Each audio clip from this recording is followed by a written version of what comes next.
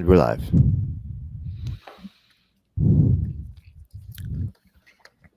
All right, cool. Good morning, everyone. We got Julie in the house. We got Leslie in the house. We'll give it some Morning, time. Julie. We got Tracy in the house. Nice work. Giving a shout out to Leslie. Just earned a badge. Thank you. 2K in the books. Wait, hold on. Wait, Leslie, today is 2K in the books? Give me a confirmation on that. I just want to make sure that we're following here. Wow, that's awesome. If that is That's today your amazing. 2K, we want a huge shout out to our member, Leslie, who's been with us for so long. You've been to so many meetups. You've helped us at so many meetups, and it's been just awesome having your energy, your positivity, just cool vibes, Just earned a badge. Where is it? I'm just waiting for her to respond here on this one. But anyway, as always, we're here. Let us know where you're checking in from today. Okay, Miranda is coming, but she's topping off our coffees, if we're being completely honest. That's what's going on here. So in the meantime, just check in, see what's going on. All right, so just Carla, I guess this could be our time for like little shout outs real quick, Salvi. So Carla, yeah, give us, before we start, how about this? Hear me out. Not only give us a little shout out, like where are you from? Where are you checking in from? But also drop it in the comments here. What has been your accomplishment for the week? And we'll go ahead and have Salvi pull some of those accomplishments. Like, what are you proud of yourself for? What did you overcome this week? Because we want to shout you guys out before we get started. Okay. So we have people here. Klamath Falls, Diane, Jana from Germany, Mara at my gym, lunch break, snack time, working out, not at 4 a.m. for once. I bet that's got to feel so good, Mara. Just so you know, the seed has been planted still to come out and do the competition possibly, okay? Just so you know. Chris wants to know how everyone's feeling from this week's programming. I don't know about you guys, but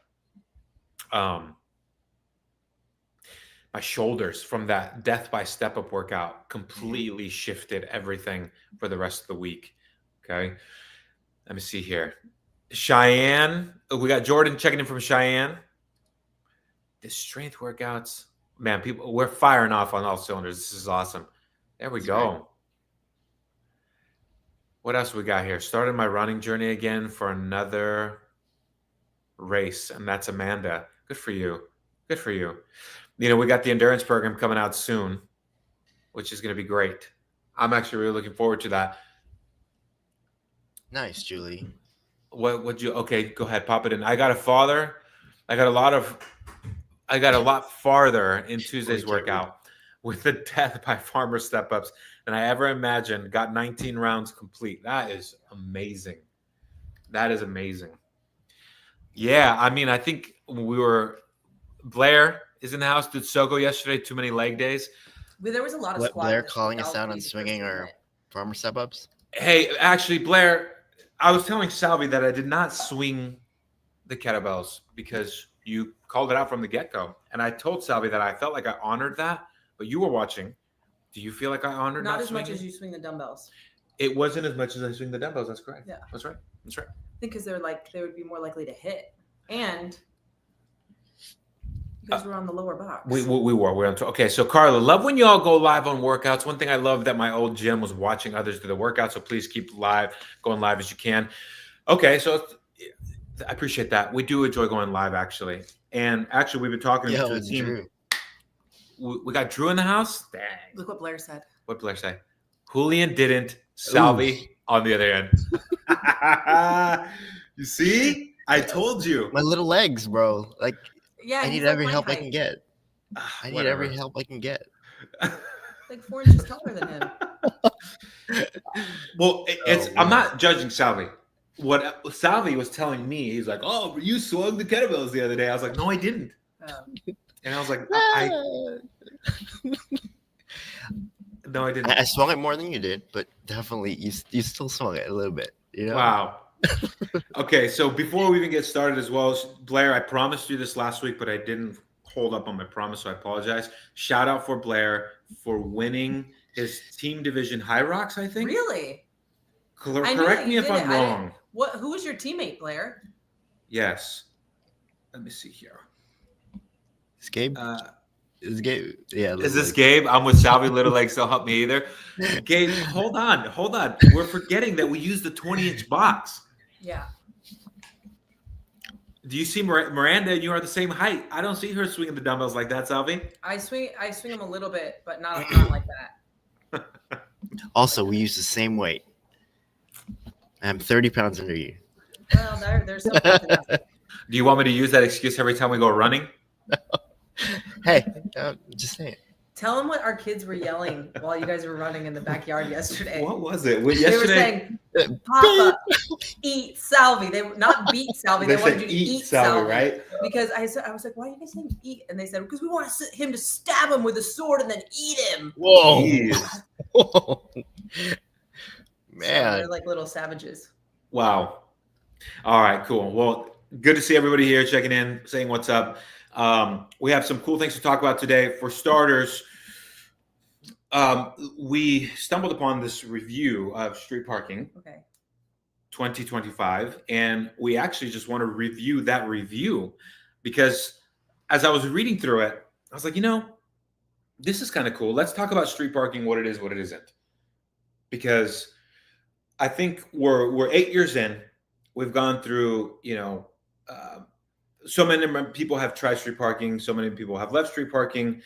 Street parking is. People have come back to street parking. So many people have left street parking and then come back to street parking.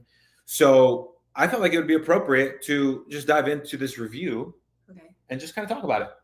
Do we want to share any of the before you get into that, because that's like the topic? Did you talk about our success story of the kids this week? I've also been very sick this week. Oh yeah, let's do that. I don't know if that's like that's like top of the show stuff, isn't it? I think so. I would agree. I would say so. Okay. Okay. So the first thing this week, starting on Sunday, Mhm. we decided to talk to our kiddos because for the past 7.5 years, we could probably can't count on our hands how many times we've actually been able to sleep the whole night. In our home. In our home. Obviously when we travel and stuff, it's different, but Yeah, in our home, right? Because we have the 3 kiddos, 7, 4, and one of the youngest is about to turn 3. And it's just been brutal. well, pretty much one of us has slept with them at some point every night since Knox was born. That's correct. That's Yeah, correct. and we co-slept with the babies until they were 8 months old, each of them. But then even when they've been in their own rooms, at some point, one of us ends up, usually you, because I was pregnant and had a baby in the bed for a lot of it. But one of us has slept in there with them and has had to do that even up till now when we've got 7, 4, and 3. And so what was the conversation that we realized going into having the conversation with them? Because we were talking about it on Saturday. We had a date night and we were like, okay, we need to bring this conversation up to the kids because we're getting wrecked. Well, we asked our friends, first of all, before we go into that something needs to change, we asked some friends who also have young kids, is this normal? And they were like, no, not every night. It's not normal. For 7 years, no. And so we were like, okay. And so, well, when we moved here, we made it a lot harder on ourselves because at our old house, their room was very close to ours. And now it's downstairs. It's like a 150-meter walk to go to the room. It's right underneath our bedroom, right? And so it's just really far. And so for them to come to us or for us to go to them, we've just made it really difficult, which will be great when they're older. But right now, it's made it even more annoying. And all 3 of them do share the same room. They currently. do all sleep in the same room to make it easier for us to put them to bed and for them to feel safe and all of that stuff. They're sharing a room until, Knox is 9 or 10 or so. I think we'll probably keep that up. But yeah, we just had to decide we need to just buckle up and say to them that you either need to come up to us or just sleep all night long. We're not going to come down here and neither one of us are going to sleep with you anymore. Mara says, I think it's a boy thing. My son gets up constantly, then says, go away, I hate you, after waking me up. But my daughter sleeps through the night. Yeah, I mean, to be honest, so we had to have that conversation with them. But before even having that, there was a part of me that was super sad. Yeah, because, there will be a day, and I've already felt it a little bit already. it's a special time that you don't get back. And, Instagram does a really great job of making you feel like the worst for, they'll be like, oh, someday you'll wish your toddler smacked you in the face again, Mm-hmm. And so you're just like, I'm a horrible person. Like, I don't want to let this go. But yeah, but I mean, even just the number of times that I've been sick and they've been sick, it's like, we got to get better sleep because no one sleeps well in this scenario. No one's been sleeping good. And since the beginning of the year, you've been wrecked. I've been sick I'll do like 1 week of sickness, 2 weeks of not sick, 1 week of sickness, 2 weeks of not sick. But during the 2 weeks of not sick, at least one of them has been sick. Mm-hmm. And so it's just been this really bad cycle. Right. So what's been going on this week as far as our sleep? We actually had a huge win last 2 nights. It's gone a lot better than I thought it was going to. Yeah. So we basically told them, like, you either come up, or they have like a little baby monitor in there that they can talk and say, hey, Papa, Mama, I need you, or whatever. But they've only really used it once. And Banner's come up a few times. The very first night, Banner came up and he was crying, but he came up, like he did it. And so we were so proud of him. And then, yeah, there's been a few little wake ups here and there that you've gone down for to like calm him down, but then you come back up. But also, the first 2 nights I was sleeping with Knox in the guest room because he was coughing in my face. He would have a major cough attack at night, right when we wanted to start it. Yeah, but cut to last night, they all 3 slept until 6:30 a.m. with no wake ups and no Mama, Papa, we need you. Yeah. And it just got to that point. Now, what we can't do is think like this is just we're free. We're free and clear. Yeah. Mm-hmm. But we did have one successful night, which was a lot simpler. But we had to tell them. So they thought that what we were asking them to do was to come up. Right. And so the third night, I think it was, Crewy had come up. Knox was sleeping up here with us because of his cough. But Banner had not come up. So Banner comes upstairs in the morning all upset. He's like, I didn't do it. I never came up. Like, I messed up. I don't get a prize. And we were like, what are you talking about? So then we had to tell him that there's 3 levels. Bottom level is you wake up and you just cry and you wake your brothers up. Like, that's not good. Middle level is you either tell us in the baby monitor quietly or you come up and get us when you need us. But the top level is you don't do any of that. You just sleep the whole night and wake up in the morning. And so then Banner was like, wait, I did top level? I'm top level. And he was all excited. And then, of course, Crewy and Mona were like, I want to be top level. So right. I guess we turned it into a competition, and that's what worked. It's working. I guess we tapped into their primal for the boys.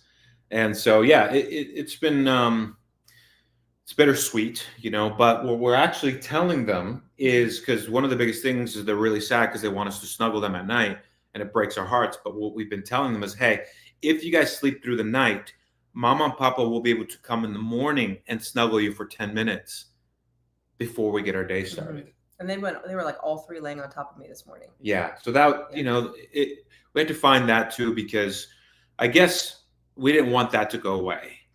Because that is so meaningful. Such snugglers too. They're such, and Knox especially, he's so like caring and just like he just wants to snuggle, and Crewy just wants to touch your arms. And then Crewy just wants, it's very interesting. Our daughter slept with us until 3rd grade. She had ninja skills getting in bed at night. We wouldn't know she was there. I missed those days. Oh. Yeah. Well, I think I saw a comment about like night terrors. Banner had those. Yeah, my son had night terrors. Would wake up at 4 to 5 times a night for 30, 40 minutes of screaming. My wife and I walking. Oh man, that's exactly, because this is a very real topic. And this, okay. So let's be honest. I don't even know if we're going to get to the review. Okay. No, we got to get to the review. We will. What? I don't even know what the review says. Right. I mean, it's kind of long. Yeah. So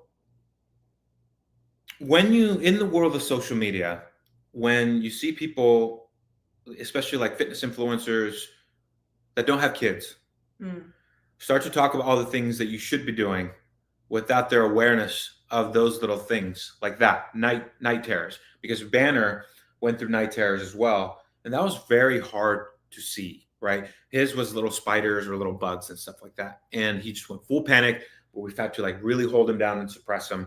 And like, he was still just in full panic. And that just completely wrecks you. Like your adrenaline goes from 0 to 100. Sleep right away after that. They'll go to sleep, but then you're just like, what the heck just happened? Is this like some kind of spiritual warfare going on here? And maybe it was, but then you go about your day. Now your hormones are completely out of whack throughout the day. And people are saying, well, you try to eat this meal in the morning. This is what your fitness should look like. Nah, homie, I got none of that, and it can feel very shaming if you aren't aware of actually what's going on and kind of be able to go through the season of being kind to yourself. That doesn't mean we stop completely, but again, it's hard to listen to those kinds of people. Well, I remember you were reading the Why We Sleep book when I was pregnant, and you were like telling me about, you would try to like tell me about like sleep, and then you got really like into it, and I was like, no, I'm not going to read that until our kids are older, because all it's going to do is make me more aware of how much this is wrecking me, and then I'm just going to feel anxious about something that I currently cannot control. Right. Well, I mean, yeah, I was a disaster during that time. We only had our one. You were like pricking you went through a whole season. I went through like a whole nutritional. You went through a whole Huberman season before Huberman was like even big. There we go. You were like waking up at like 4 a.m. You were like pricking your finger. That's when you got down to 7% body fat. You were doing like double days workouts. You were reading the Why We Sleep book. It was like a lot. Yeah. It almost kind of put me in a position of just being completely selfish. You were just trying to control everything. Yes, because I felt out of control, which is, but yeah, I would say just being aware of that, and out there in the social media space, pay attention who you're trying to gain your influence from, because I mean, those are the realities of life, Yeah, that's kind of where More Than Nothing came from. Yes. Was that kind of like, hey, we get it. You're a shift worker, or you have little kids, or you're taking care of a sick relative, like whatever, like, and you're wrecked. So just More Than Nothing. It was kind of bred from that. That's right. Mm-hmm. Yeah. So all that to say, we've had success in the sleep schedule last night and one night, and we're very curious to see where it goes from here. Yeah. But it was very rewarding, and it was a happy morning. Yeah. Actually. Yeah. Cool. Well, okay. So talking about your sickness, you've been sick for a lot this year. Mm-hmm. How have you been able to persevere with your fitness? I would say that my fitness level is not at its peak. But I just go in and I've been just trying to move. There's definitely been weeks that I've only worked out 4 times, I would say. I've been trying to do the walks with Chongo, like, because we live on this really cool hill now. And if we go up and out our driveway and down to, there's like a gate, and then back up, it's like 1,200 meters, but it's a pretty steep hill on the way back up. Mm-hmm. And then on days like today, like it's sunny today, like I feel like that's some of the best healing that I could do, is to get out there in the sun and the fresh air. And so I've been trying to do that. Some days I've even done it twice, even if I haven't worked out. But I would say I've been at least 4 times a week, but the intensity's just been lower. I meant to have okay, so speaking of that step up workout, I was feeling kind of sick, and this is because I had already done the vault. So this was on Monday I did it, and I was like, all right, well, I'll just do it, and I'll stop when I feel like this is getting too aggressive, and then I'll do the 2K row, and I'll do it chill. And I did not do that. I went through the round of 20. Mm-hmm. And then I did the 2K row, and that was one of the harder rows I've done in a long time. Oh, I can confirm. Min Sabin can confirm that for sure. And then like 32 minutes later or whatever, I woke up the next morning and I was like, I don't know if I'm sore or if I just, from that disaster that I just did, but it was very clear within, the first 30 minutes that this is like body aches, like flu. Like, I think me doing that workout was not wise. The way that I did it. You went for it. I should have stopped at like 16 or something like that, and then just done a chill row, but I did not do that because I think partially because you and Salvi were sitting there and Aki wasn't there doing it too. And so you just got like caught up in the moment. When you get there it is. Oh, clearly you're being filmed too by Nelson, huh? Yeah. No, that was Aki. Oh, that was Aki. Oh man. As soon as the cameras start rolling. You're like, I'm in it. Yeah. So 12 hours after this is when I realized I had the flu. Wow. Okay, so when you do get sick, this is a good thing to kind of bring up, because I'll talk about this for myself. But when you're sick, how many days do you wait until you start to get fitness in? Not because I know on days that you are sick, you still try to make it a thing to go out and move. Yeah. So I'm not a doctor, obviously, and I have a history of working out when I shouldn't.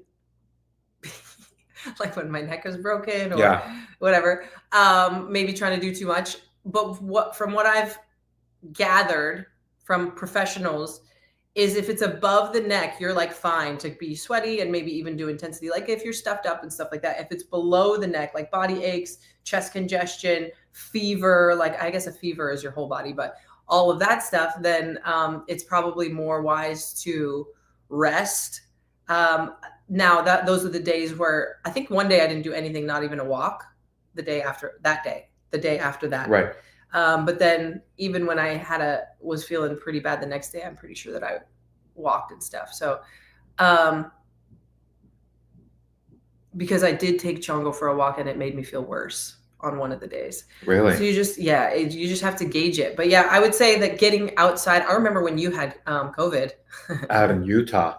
I mean, we never actually got you tested for it, but your mom got tested and she was with positive. us and she had COVID. So I assume that was definitely that. That's what you had. And I was begging you to go outside. Yeah. I was like, go, because we were in a sunny place too. Yeah.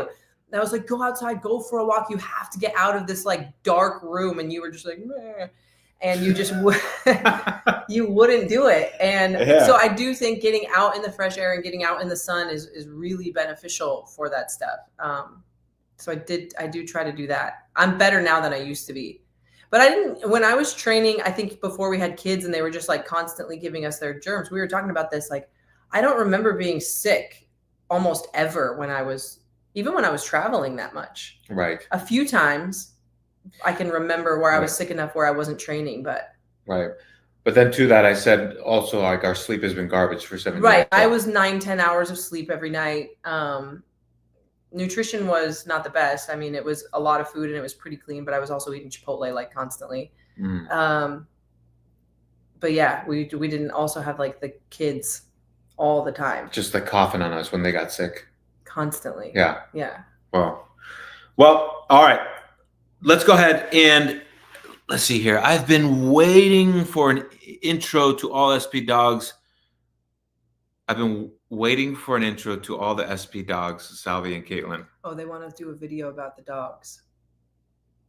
Our dogs? Like all of the street parking dogs. All of us have dogs. Chris man, look at ours right now. Just completely. That's like her butthole against the Yeah, you don't want an intro to these dogs. Our dogs are disasters. Yeah. We'll ship them to you. Oh. Well, actually, Salvi, I think I probably sent you something, a DM around it was like a mom. I sent you. Like they give it, I know, but then I sent it to him because I wanted to talk about that, how funny this was, because Mara brought up the dogs. It's the Instagram reel. How relatable is this? Because it's so true. Salvi, I sent it to you, right? They're like barking right now. He doesn't have it. Look at him. Yeah, I don't have it. Oh. You don't have it? Let me send it to you really quick. Okay, hold on. I'm going to send you this. It's like one of 17. You want me to send it to Street Parking IG? Yes. Okay. All right. I just sent it to the Street Parking IG. Pull this up. And let me know how many of you guys can relate to this video, because it like I was very triggered. And here comes another one of our dogs.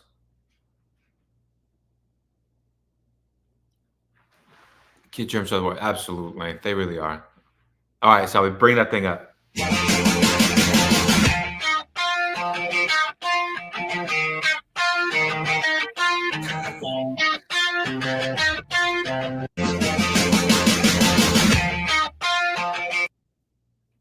It's so true, though. The most overstimulating part of motherhood is this MF. Here's the thing. It's not just motherhood. As a dad, I can also say that man, how much do I want to talk about abuse right now? If there are things that make me feel like I want to be abusive, it's the dogs. Because when we're so overstimulated and we finally get the kids to sleep at night, and then they just like make so much and then we noise come upstairs and then they're just making all this noise. They're getting super needy. Chewing on the toys. They're chewing on the toys. They're like 3 other children And it's like they wait until you finally have a moment of peace. Yeah. Yeah. There, But I will say, and I know my parents listen to this, so sorry, Dad, but my mom can back me up on this. My dad would have not agreed with that video. Our dogs growing up were his children. but you guys were. I mean, we were, but like, I feel like because they obeyed him better than we did, I guess. They were less, like, the dogs were way less annoying to my dad than I think we were. And there were 6 of us, so I understand. But you know, they got a lot of attention from my dad. I think they were his escape from us to go. The amount of times that I've almost rolled an ankle because our 2 small dogs were just behind me when I'm like at the fridge or I'm cooking some food, and I just don't know where they're at, and they're right behind me. And I almost trip. Or they knock over the kids. Or they knock over the kids. But there's been times where I've been so mad because I'm like, maybe one of these days I'm just going to step on you and not care. Because I purposely try to skip a step in the air, and I try to do like these maneuvers and end up risking rolling an ankle just so that way they stay alive. Yeah. I do miss Midgey though. I know you don't, but I really miss Midge. He was my Yorkie. Yeah. Do you ever want to get 17. Another Yorkie? I would. Not here. They're going to get swooped up by an eagle. There's literally an eagle that lives at our house, so I don't know how good of an idea that is, but I did love him. Okay. All right. So here we go. Lacey resonates with all this. The most accurate, my oldest 4 had this face every time I saw her while pregnant the last 2 times, and now she sleeps on the stairs trying to lull me. Yep. Oh, Mara says she's with your dad. Yeah. All right, Mara. All right. Let's go ahead and get into the topic of the day. Savi, go ahead and bring that thing up. I'll read it from my phone, actually. R.I.P. Midge, Aki. Ugh, just miss him all the time, you know. Anytime I see a little dog that's just shaking and terrified, it just makes me miss Midge. Yeah. Okay. So this review here was on Garage Gym Reviews. I hate that I'm getting all these notifications that are like the stock market. What's going on with the stock market right now? I feel like it's just all taking a massive dip, and it's distracting me. I just want to make some purchases real quick, but I'm good. Also, my gosh. Okay. So I found this article very interesting because it gives us a place for us to kind of talk about some of the things that just didn't make sense, but also some of the things we're like, all right, cool. I can really understand that. I can see that. And great. Let's go ahead and go through this thing. We got a rating here of like a 3.75. Okay. It says products highlight is, so we go to the GGR score of a 3.76. The product highlights affordable. Where is this? What is this? Yeah, where is this? It's on GarageGymReviews.com. Okay. All right. So affordable at-home CrossFit style programming for $19 a month. Membership pricing goes down if you commit to longer time frame. Can achieve a lot with basic fitness equipment. Great for conditioning. Very Metcon focused and less strength. When was this written? It's 2025. Okay. Because that makes a difference. Yeah, or 2024, something like that at the Continue. end. But it says no individualized training. No, not for $19 a month. Okay. So a quick look at street parking. Gives a nice little recap there. So it says, before you subscribe, even though Street Parking was founded by its CrossFit Games athletes and many of its coaches are CrossFit certified, would you like to be labeled more as hey, I was a CrossFit Flowmaster or a CrossFit Games athlete? No, I've said over and over again, I never identified as an athlete. I've always identified as a coach. Okay, so right there, all right, hey, we're going to dock your review already right there. Okay. So, and many of its coaches are CrossFit certified. The app includes programming for all kinds of goals. While paid coaching is available, Street Parking's strongest feature is the community support you'll receive when you join. I would say paid coaching. That's only available for nutrition. Yeah. Okay. So, yeah, false. The extra programs are a nice feature, but it's not always clear how to incorporate them into your regular workout schedule. Oh, man. You're just going to light up the comments with that one. All right. Let's go ahead and take a pause there because how would you like to answer that? I'm not going to disagree with that. Mm-hmm. I'm not going to disagree with that statement. I think it's something that we hear from our members a lot. And one of the reasons that we're doing the strength program all together right now is to show how you could have a focus on one particular thing while still doing daily workouts. You know, and the extra programs thing, we could talk about how that came to be. So before, you know, I would say probably over half of our members now never experienced Wodify. So I have a timestamp. Right. So when we had Wodify, well, let's just go through the history first. When we started Street Parking, it was very much a hobby where we were hoping to have 100 members. And so we were building a product for 100 people, which if you build a restaurant, let's say, and you think like, oh yeah, we'll have like 50 tables and then 4,000 people show up, all of a sudden you're trying to figure out how can we serve all these people that want different meals and they're coming at different times and they have different tastes and food allergies and all this stuff. 100 versus 35,000 is a much different business than what we had originally thought of, right? So originally it was like, oh, let's have this cool little community of people who, and it, by the way, it was not parents. It was people like us who at the time that this idea was forming were people who live in areas where maybe CrossFit gyms are really expensive, or like he lived in a place where there was a ton of traffic and he didn't always want to drive to the gym, or I was traveling a lot and I was in hotel gyms, people like that who we had in mind at first. And we do have members like that. And so we started out, and CrossFit Chalk and NorCal CrossFit, where I had come from, had used Wodify, and I knew it was inexpensive. And so we got on Wodify and we're like, cool, we'll just post like different variations of the workout. I wanted to show that you could do the workouts with just a pair of dumbbells, and that it wasn't an easier version of a workout, but it was just a customized, because this is all that I have, is a pair of dumbbells version of the workout. So I also wanted to show what that workout would look like if it was with a barbell or if you had access to a full gym. So we've always had program A, B, and C, and that's really all that started. I remember, and I was going to tell Nelson he should use some of these photos. Like, do you remember when we went in the garage and we put the piles of equipment that you would need for A? Oh yeah, absolutely. And we like, put it on there and we took the picture, and then we like added the barbell and some plates and took the picture. And then we added like, I don't know, I think it was like our rower or a bike or something. We took the picture, and that's initially all that we offered.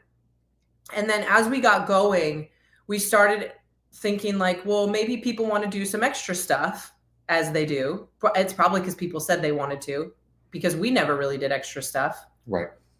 To this day. Right. To this day. So you can pull that screen down really quick so that way, and we'll pull it up when we. And then, so we were like, okay, well, what are some of the standard extra things that probably we could easily add in on top of the workouts? And so what we started doing is we started suggesting a weekly OLI, strength, gymnastics, endurance, and I think Sogo and butts and guts. And I don't think they were all came at once. I think they kind of trickled in. And then eventually there was a sandbag one. But that they didn't all come at the same time. And the idea was you could add one of them or two of them in, and we gave some guidance around it. And really, that came because there were a lot of limitations on Wodify. We couldn't add it to the workout, or we couldn't do it. So that's what we had, and that's what a lot of people got used to, was the suggested, here's the workout of the week. Here's the truth about that. Oh, Blair said there was only OLI and Power to begin with. Yes. That's right. And then the other ones came along as we saw people asking for it or whatever. I'm going to tell you the honest truth about this. There were roughly 12 to 18 of each of those workouts that I would repeat every 12 to 18 weeks. They were not handpicked for that week's workouts. I just kept cycling through them. And then we would say like, oh, if you're going to do this week's OLI, it would work good for you to do it on Tuesday or on Thursday, based off of what the workouts are. But we also weren't really looking at what the workouts were the day before or the day after that much, because it just wasn't, with that many people. Some people do Tuesday's workout on Monday, and some people do Wednesday's workout on Friday. And we wanted that, and we encouraged that. So I think people thought that it was way more technically thought out back then than it was. And so, but what we couldn't offer, because people signed up and still do sign up to Street Parking every single day, What we couldn't offer was any sort of linear program, Right. Or any sort of program that had any sort of technical progression or anything like that, because people would be signing up in the middle of those series if we did that. I mean, I guess kind of similar to what we're doing now, but that is why we didn't make these Wednesday workouts linear, and that you're not going off of percentages, Right. because people join Street Parking every single day, or people are sick for a month and weren't able to do some of the workouts, and so they're behind, and so it just wouldn't make sense. So we created these extra programs to give people a more ability, especially with like the lifting, for it to be more linear, or the endurance for it to be more linear. And so they could actually follow a progression, and they could start on week 1 and add it into the daily workouts, regardless of what's going on in the daily workouts. In each of those, we gave what we thought was instructions on how to add them in. It's in the video, it's in the write-up. I think 70% of the questions would be answered if people actually just watched those and watched the videos and read what we wrote. Mm-hmm. And what we're really trying to do with that is to, one, make sure people know that it's not as complicated as you think it is to add that stuff in. Right. And 2, empower people to take control of their own fitness and not need someone to tell them exactly what to do every single day. Pull that back up again, Salve. Let's. You had something going on. I have always said that we get more for $19 a month than I've ever gotten at an affiliate, and created more complicated workout days goes against the core premises of SP, and creating more complicated workout days goes against the core premise of SP. Appreciate that. And we'll get into this, even that subject. Yeah. So I would say first of all, I'm going to go out on a limb and say not all, but most of the programs that are charging 3-4 times what we charge are doing what we used to do on Wodify. They've got 18, 20 of these workouts, and they're cycling through, and it's not some new science. They're not like, beautiful minding it on the board. They're as not much reinventing as you the think wheel. They are. Right. They're not doing that. They've got a template, and they just cycle through that template over and over again, and they make it look so scientific and this and that. But they don't know you. They've never met you. They've never seen you move. Just like any online program has the same limitations that we do, unless you have a one-on-one coach. Right. And even one-on-one coaches, and I can say this with confidence because I used to program for affiliates, and they would pay us $500 a month. Right. I used the same programming for all 3, and I would tweak it based on the equipment and the number of members that they had. They weren't getting different workouts than the other affiliates that I was programming for. Right. Any more than an individual athlete is getting different workouts than the next individual athlete that person is programming for. Mm-hmm. In most cases, I'm not going to say for everything. Yeah. So, I mean, is it perfect? Is it a perfect system? I would say no. But we really are hoping that some of the stuff that we're doing this year can kind of highlight that. And we have some plans to try to improve on that a little bit. Mm-hmm. But at the end of the day, again, just like Julie's saying, like, it's a $19 a month. We've never raised our prices, even though we've added an app and all these extra programs and all these coaches and all this stuff.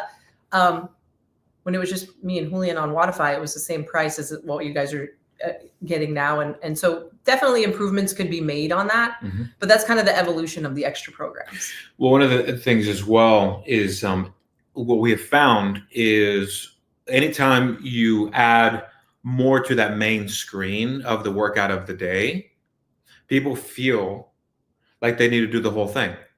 Mm-hmm. And sometimes that could end up discouraging individuals. And as soon as you put, and we were even careful about this on the lifting, like you guys will notice on the Wednesdays lifting, it's a separate tab, the optional accessories, instead of it being on the main workout. That's all very thought out because of what you're saying. Like, as soon as you put it on the workout, like, okay, here's the, ABC 30, 20, 10 wall balls and burpees. And then the post options, as soon as the post options are on the same page as the main workout, people think, well, if I'm not doing that, then I'm not doing the full program. And so I have to be doing that, or I'm missing something. And our belief has been, and I'm assuming always will be, that the 30, 20, 10 was enough. Mhm. If you want to do additional stuff because you have more time or you love working out or you have specific goals, there's nothing wrong with that. But we will never put it out there in a way that makes you feel like you are supposed to be doing extra stuff. Right. So we've had to, with all that being said, we've had to figure out what matters the most, and that's what we're providing for individuals. Oh, the other thing I was going to say is if we built like a linear program into our programming, aside from people joining all the time, let's say that you're following, let's say we did 52-week endurance with our members and the whole year or whatever. We're like, we're going to do this thing. And you fall off for whatever reason. You get lazy, you get sick, whatever happens. And for a month, you don't work out. And then you jump back in and you've missed 4 weeks of this buildup, where with the extra program, you could choose to start over or you could choose to pick up where you left off. If we're all doing it and it's programmed in, now it's off for you. And so the daily workouts are varied. It's very, for the most part, it's CrossFit, constantly varied functional movements, high intensity with no linear progression, where a lot of the extra programs do have that progression. And so you would need to, depending on how much time you had to take off, you would need to decide either to start over or to pick up where you left off and not just jump right back in, ideally to get the most out of those programs. And with even if we just had a gym, it would be very hard for you to do linear programs and have everybody successfully be able to go through it. And so a lot of times people will pay for these like more expensive programs and they're like, oh, well, I'm off now. Like, I don't know what to do. Like, I got to start over or I got to whatever, so. Absolutely. It can leave you frustrated. Or if it's programmed in and you're like, well, I can't do that workout today. Like I'm wrecked or my treadmill's broken or whatever. You're like, what am I supposed to do? Where we're always just like, whatever, do tomorrow's workout or pick something from the extra programs, choose a no equipment workout. Other programs, from what I understand, would never do that. To the day's workout is the day's workout. It's got to be done. They've got to be done in this order. It's got to be done today. And we've just never had that attitude because it doesn't lead to consistency. Yeah. So because, we listen to, we read some of the emails that come in from people that have canceled street parking and that brought up these concerns. And sometimes we just feel like, hey, we understand all the feedback we're getting, but also we've been coaching for long enough where all these things are very thought out and very intentional. And we've also been training as individuals for long enough to know like what you're asking for sounds like a training cycle. Like you're super hot on getting as fit as possible right now. And we've from the very beginning been like, we're not a competitor program. That's correct. We had to tell people all the time the first year because we were competitors and that's kind of what they expected. That's not what we do. And we were totally fine with people walking away if they were in search of a competitor program. Correct. All right. So moving on to the next part. So is Street Parking app worth it? So with a low cost that ranges from $15 to $19 per month, depending on your plan, it's hard to beat the value provided by Street Parking. However, just because it's a good deal doesn't mean it's the right choice for everyone. Great. Great. Absolutely. Totally agree with that. Who it's great for? Those looking for daily programming at an affordable cost. Just remember that line because it kind of, what they say later, that line bites them. It doesn't make any sense. Yeah, it makes no sense. Part that you showed me. All right. Anyone looking for programs that work with minimal equipment, time, or space. People who want an app that can help them reach any type of fitness goal. Not recommended for people looking for private, personalized coaching. Great. That is correct. Absolutely. Anyone who's not familiar with Olympic lifting movement. Wrong. We'll take a pause there, Salvi. I would say because we offer the dumbbell version and the sandbag version. So anytime you see a squat clean, anytime you see a clean and jerk, anytime you see anything, you're going to get the dumbbell version. So like my mother and my father participate in, we've got shift, where the dumbbell version, you might see instead of a power snatch, you're doing alternating dumbbell snatches. And then you look at shift and almost always if a snatch is programmed, you're going to see just a dumbbell snatch from the hang, which is essentially a single arm kettlebell swing at that point for people. So to say that you could not participate, actually one of our friends who comes here every Saturday and said last night to me that this is her favorite podcast. So I don't know if she's listening right now. Sarah, are you in the house right now? I didn't know this about her, but they've been coming over every Saturday to do the strength Metcons with us. and she used a barbell, and she said, I've never done these movements with a barbell before. And I didn't know that. She said, I've only ever used dumbbells for all of these movements. And she's been doing street parking for several years and has been able to participate with no exposure to the Olympic lifts. Well, I was making a comment. I would have never known, because the way she was moving was, it's like, wow, this is awesome. Maybe if everybody learned the Olympic lifts with a dumbbell first to learn that, like, you know, transfer of momentum and all of that stuff, maybe everybody would move better with a barbell if they had a few years of dumbbell snatches and dumbbell cleans and stuff like that first. So Olympic lift, do you think people would just associate that with what they see in competition format, like Olympic lifts, like the snatch and the... I mean, the Olympic lifts technically are the snatch and the clean and jerk. Those are the only two Olympic Correct. lifts. Yeah. Is it an Olympic lift if you use the dumbbells or a sandbag, you're still doing the same range of motion? I mean, I don't know that I would call it technically an Olympic lift, because the Olympic lifts are the lifts that you see in the Olympics. Correct. Right. But I don't know if that person is feeling like, I don't know how that person interprets it. True. You know what I'm saying? Yeah. But like, yeah, you never need to, you could participate in street parking and never do a barbell snatch and not miss workouts. You could do street parking and never do a clean and jerk. And that was one of the things when we started street parking that we wanted to show people.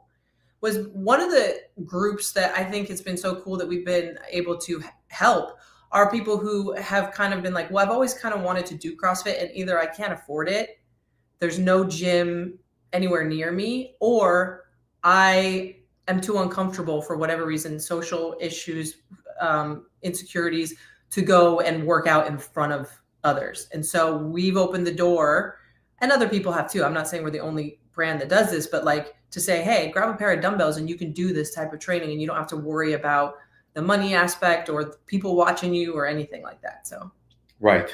I disagree with that one. Cool. Yep. Those, so still in the not recommended for, and the last thing is those on a tight budget. That doesn't make any sense. So the first one was great for those looking for daily programming at an affordable cost, but then the last one, those on a tight budget. So it's recommended for people who want an affordable cost, but it's not recommended for people who have a budget. Yeah. Is that because it's not free? Maybe. I think so. Yeah, and that's a whole different subject in itself. It's like, look, I mean, with inflation nowadays, I mean, a dozen eggs is more than a membership cost. I've been trying to buy these eggs. Saying? Caitlin, how much are the eggs on the farm website? Because I never make it in time to get any of those. But how much are those things? Yeah, Caitlin will confirm that. But anyway, I mean, my coffee that I get at Starbucks every day is $5. And not including the tip. I don't even. No, hold on. Your coffee and your perfect bar and your tip puts you at about $10.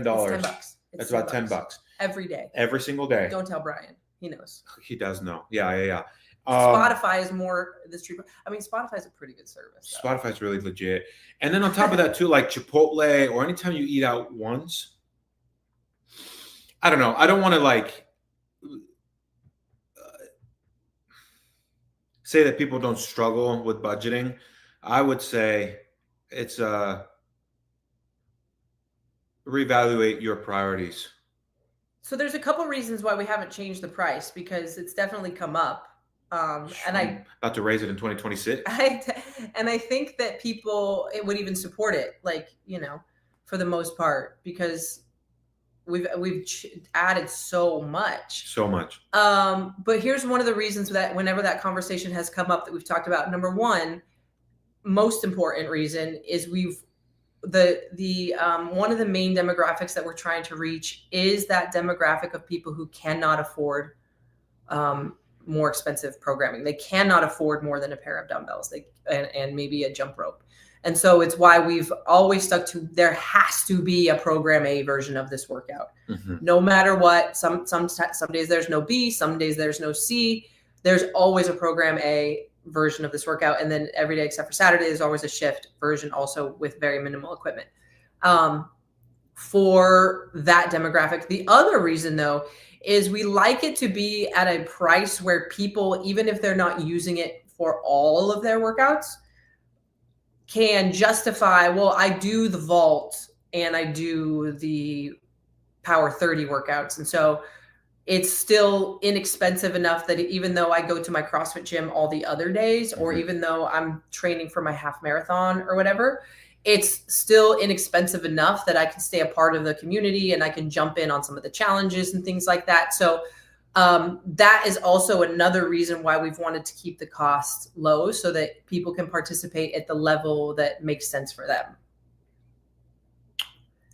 Here we go. Trish says, not for people on a tight budget, because you get in the community and blow your budget on merch. That's true. That is very true. That's very true. Okay, so pricing, he gives the pricing, trial period, none. I'm pretty sure we have on our website a week worth of sample programming. And on top of that, if you follow us on our social media platforms as well, we post, I would say, at least twice a week, we post a workout. We post the strength workout and we post the vault workout. And here's the thing, I will say this, as I listen to the Hubermans or the Peter Attias of the world, or this other dude, for the average person, twice a week fitness is all you need. That would make my programming a lot easier. You know what I'm saying? Like, yeah. So what would Christine do with the rest of her days? Yeah, I know, right? Seriously. So I would say. So I get that. And this is something that comes up in our meetings from time to time too. Like we've talked about even having a free version of the app. I've said that I would love to have the vault on the app that people can not log, but they can see all the demos and everything, since we put that programming out anyway. And not have to be on social media to do that, because people are having more different relationships with social media nowadays. And I don't want them to have to rely on that to see what Street Parking is and what we're up to. Yeah, so that's a discussion that has come up. One of the main reasons that we've never allowed like a free trial week is because what people could experience with that free trial week or 2 weeks is the programming, but not the community. And it is such a cool part of what we do, because if we just let people, that would require them being added to the Facebook, then being taken out of the Facebook. And back in the day, it would have been them being added to the members IG and then taken off of the members IG to really get the full experience of street parking. And that's just a lot of work on our support team. Yeah. And because we're so inexpensive, it's like, and you can cancel anytime. It's like, we believe that the free week that's on there and all the programming that's out there, if you really want to see what it's all about, you can shell out $19 to do that. Yeah. All right. So trial period, we do have one actually. It's just on the website. Types of training: strength, cardio, mobility, with programs for many different goals and training styles. Equipment demands: workout includes everything from body weight or dumbbell only programs to full gym workouts. Cool. Access to professionals, paid nutrition coaching, and templates are available for an extra fee. And then I think we should talk about the nutrition being extra, because I know that's something that, Molly has to hear about a lot, is like, why is this nutrition program so expensive and all of that, and the challenges, and why are we paying extra for this?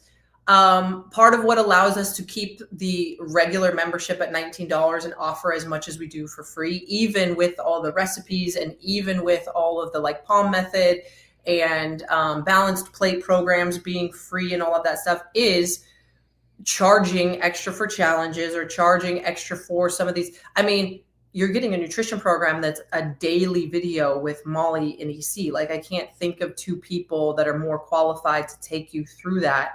And it was expensive to make those. It's expensive to, we gotta pay these people, And so in order for us to keep the main membership at $19, some of this other stuff, we got to charge for it, because otherwise we can't pay our staff to run all of this stuff and do all of this stuff. And there's got to be a buy-in too.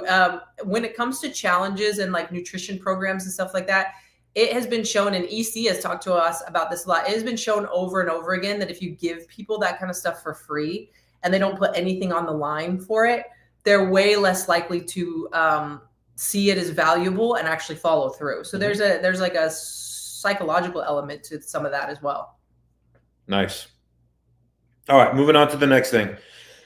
All right, here we go. So, workout experience with street parking. Amanda originally started using street parking on April 2020, but when she started, the program offerings were limited. Yes, they were.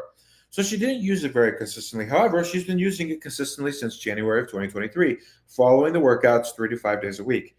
In addition to daily workouts, the app now offers many different strength training and endurance programs. So Amanda was able to mix and match different workouts to create a balanced weekly training schedule for herself. Amazing. Overall, she loves the variety of classes in the street parking community, especially for those who train at home and want to feel connected to others. She also mentions that while there are plenty of daily workouts and structured programs to choose from, it's not always clear how to combine them in a given week, which could be challenging for those who are new to fitness. Right? Yeah. Okay. While nutrition coaching and nutrition templates are available for an extra fee, Amanda didn't test those services herself, so this review will cover everything included with the standard membership. All right. Oh, there's more. We're going deep into it still. Oh, yeah. Pricing and trial period. It kind of goes into that a little bit. It says overall the price earns a 3.5 out of 5. The only drawback question, there's no free trial period. It's false. So you can explore the app before signing up. So unfortunately, Street Parking earns a 1 out of 5 rating for the free trial category. Right. If that dings our thing, that's okay. Mm-hmm. App setup and ease of use. Okay. When it comes to the app, I don't want to go too deep into that because one of the things that we've learned. There's going to be hopefully what you guys see is some improvements coming soon. Yeah, so I want to be kind to our development team because the thing and also is, just be kind to us, you guys. It's been really expensive and a lot of hard work. Yeah, so what we will say to that, it's been a lot of hard work on both sides of things. And when we decided to start creating our own app, because we realized the limitations of Wodify at the time, they weren't able to sustain our community. And I mean, ultimately, we noticed with the amount of times back in 2019, 2020, we were getting on a phone call with them constantly, and they were trying to make adjustments to best suit our community. But because we were growing and meeting the needs of our people, our community, we're like, oh, what if we added this? We recognized that no other platform was going to start to offer what Street Parking wanted to offer our community and our members. The other thing that we didn't like about that necessarily is that we processed y'all's payments through Wodify. Yeah. And so if Wodify all of a sudden one day sold or decided to go out of business or I don't know, we wouldn't have even had your guys' information. Like, and I'm pretty sure there was some contractual thing where they would have given it to us and all that. But it just felt like we were relying on this like third party to run so much of our business. Yeah, that like, felt a little weird. We really, I mean, because we had backup plans. That's why we had created members only. Was like, hey, in case Wodify like tanks, we need to have a place where our members can go. Yeah. Well, and some of those platforms do work but here's the thing, our community is 30,000 members. And so that we have to, at that point, invest in our community and our platform. And so we decided to create the app. Now with that, we are actually excited for what we're about to launch pretty soon. And we are listening to all the feedback that members do give. It takes a really long time to make changes. All that stuff takes so much time, planning and details. And to make those changes, it's a lot of work. It's like remodeling a home, like something that seems, and we've learned this too over the past, I guess, 5 years. My very first phone call with Rob, who is, the lead developer on our app, my very first phone call with him was when we were in Hawaii in 2019. So it's been like, we're coming up on 6 years of working on this thing. But yeah, it would be like you guys walking into our home and being like, yeah, this is cool, but I would like it better if the bedroom was over here. Yeah. Could you just move the bedroom? And we would be like, sure. And the app developers would be like, sure, that's going to take like a year for us to move that thing. And some of the stuff that we feel like, can you move this button, that we think is going to be so simple, is like the most complicated question ever.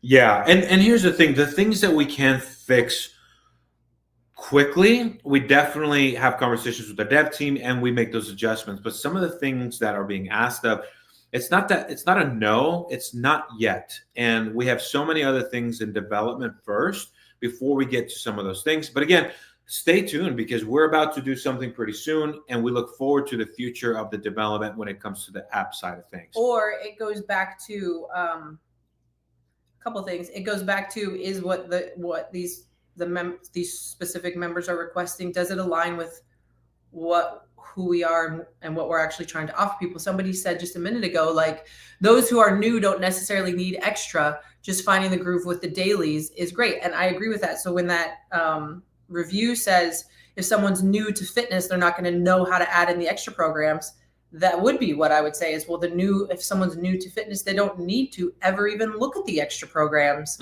aside from maybe, the nothing or the no equipment workouts. Like, that's for once you've established consistency, and you don't need to be worrying about it right now.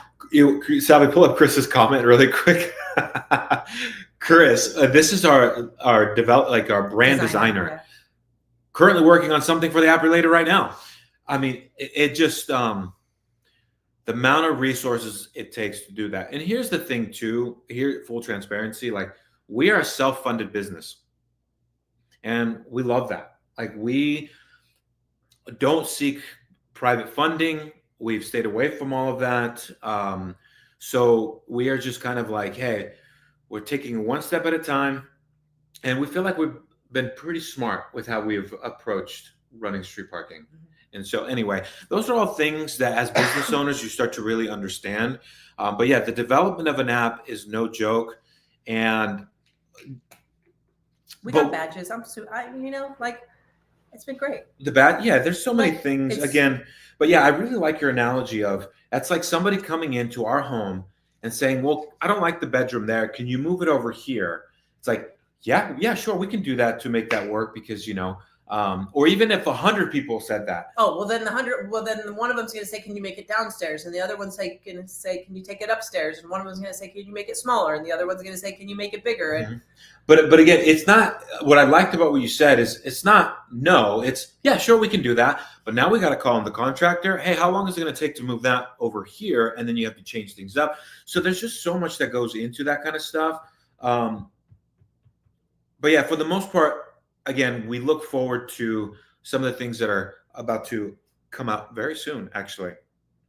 So yeah, that's like a little bit behind the scenes of app. So I don't want to touch too heavily on that because that stuff's always going to be complicated. Variety and progression. When it comes, man, I feel like we're at an hour, but it doesn't matter.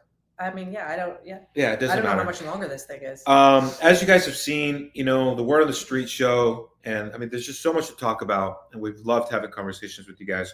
But yeah, variety and progression. When it comes to the variety, it gets a 5 out of 5. Well, awesome, great, because each daily workout is available, 4 options: Program A, Program B, Program C. Street Parking members can also choose from additional programs, which is awesome. However, within daily workouts, which is similar to CrossFit workouts, Amanda found that street parking often felt a bit stale. Oh, no, she didn't. All right, let's talk about that. Actually, that was one of the things I actually really wanted to go deep on. Trish, thank you for saying that about my hair. I was just thinking that I always wash my hair on Sundays, and by Friday it looks a little haggard. So I was feeling insecure about my hair. So thank you, Trish. It's very nice. Trish, thank you so much. I really, you know what? Thank you, Trish. So kind. All right, so I do want to talk about this. However, within the daily workouts, which are similar to CrossFit WODs, Amanda found that street parking often felt a bit stale. She noted that in some weeks, entire workouts had no more than 2 movements in them. Oh. All right. I'll let you start with that. Because you program 80%, 90% of the workouts.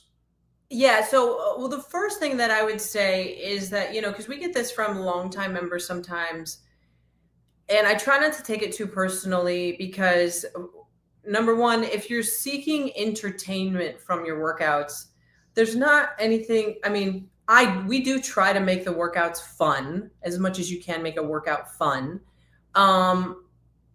But where a lot of programmers take that is like these hero workout looking chippers and stuff like that constantly, because they're in it for shock value and entertainment value, and they just go off the rails with that. So I would encourage you to remember what your workout is and what it isn't. And what it is it's trying, hopefully the goal is just to be able to go in and do something that's going to keep you fit without having to spend a lot of time.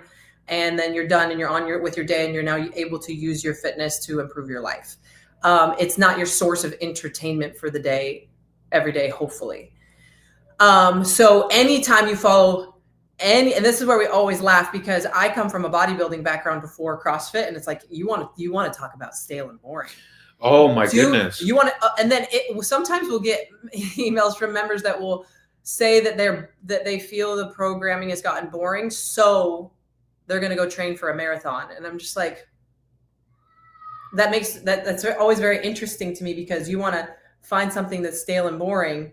You're going to go run, do the same thing every single day. But you go to like bodybuilding training, anything, and it's back and bis, chest and tris, and you're doing the same stuff over and over again.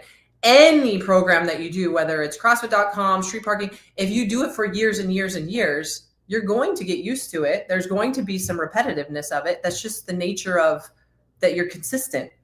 And it's the same thing that Molly gets with like nutrition and people constantly needing new recipes. Constantly, yeah. And it's like, hey, like just reuse the ones that you like over and over again, you know?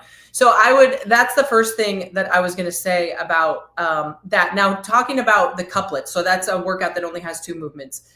I worked over 300 seminars for CrossFit, so I can say with confidence that this line, at least back then, was repeated at every single one. The heart of CrossFit is in couplets and triplets.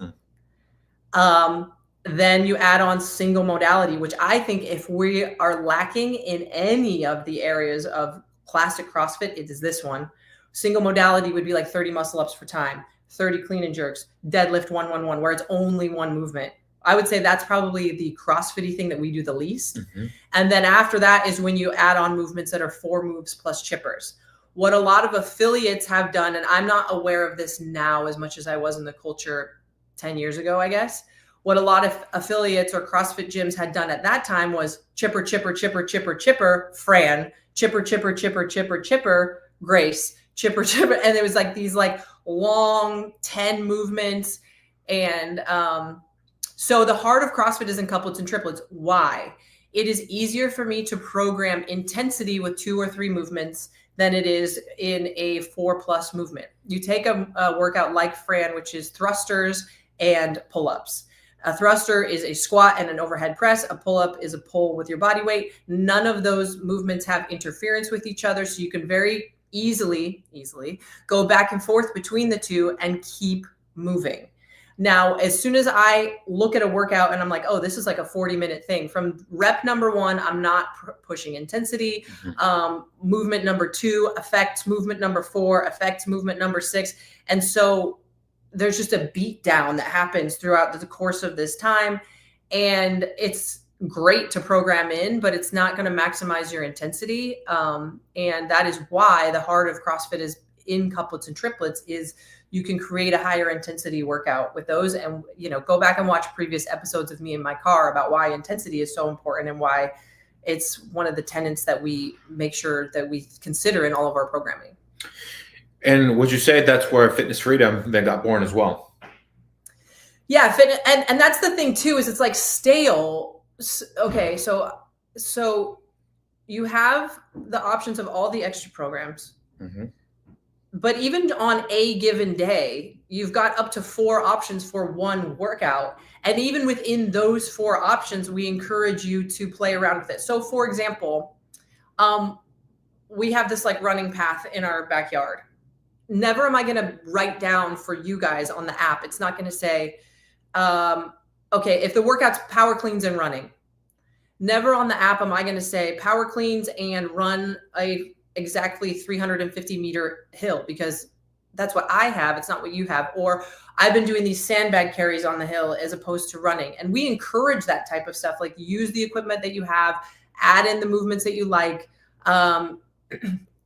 You want to, you know, anytime there's a workout with running, you've got the rowing version, you've got the bike version, but also you could jump on a C2 bike and just do it for 2 minutes. If it's a 400 meter run, you could jump on your Peloton bike. You could go for a swim if you wanted to. And we encourage that type of behavior. So I would say people that really struggle with feeling allowed to make the workouts fun for themselves, because of whatever culture they've come from, or maybe personality type that they have, might struggle with this more. But we really encourage you guys to be like, but I feel like using my D-ball today. Cool. Instead of power cleans, do a D-ball over the shoulder. A lot of times that would be in program C and shown anyway, but not always. And we do encourage that, and we try to teach around that as well. Well, I can really resonate with that, because when I so I started CrossFit in 2012, and I was training at Valley CrossFit. And then I, even from going and training at Becca's gym at CrossFit Training Yard, and then I started the meal prep business, and then I was working out in the garage. But it was the year where, from 2015, I was following strict programming. Oh, I was just following the programming.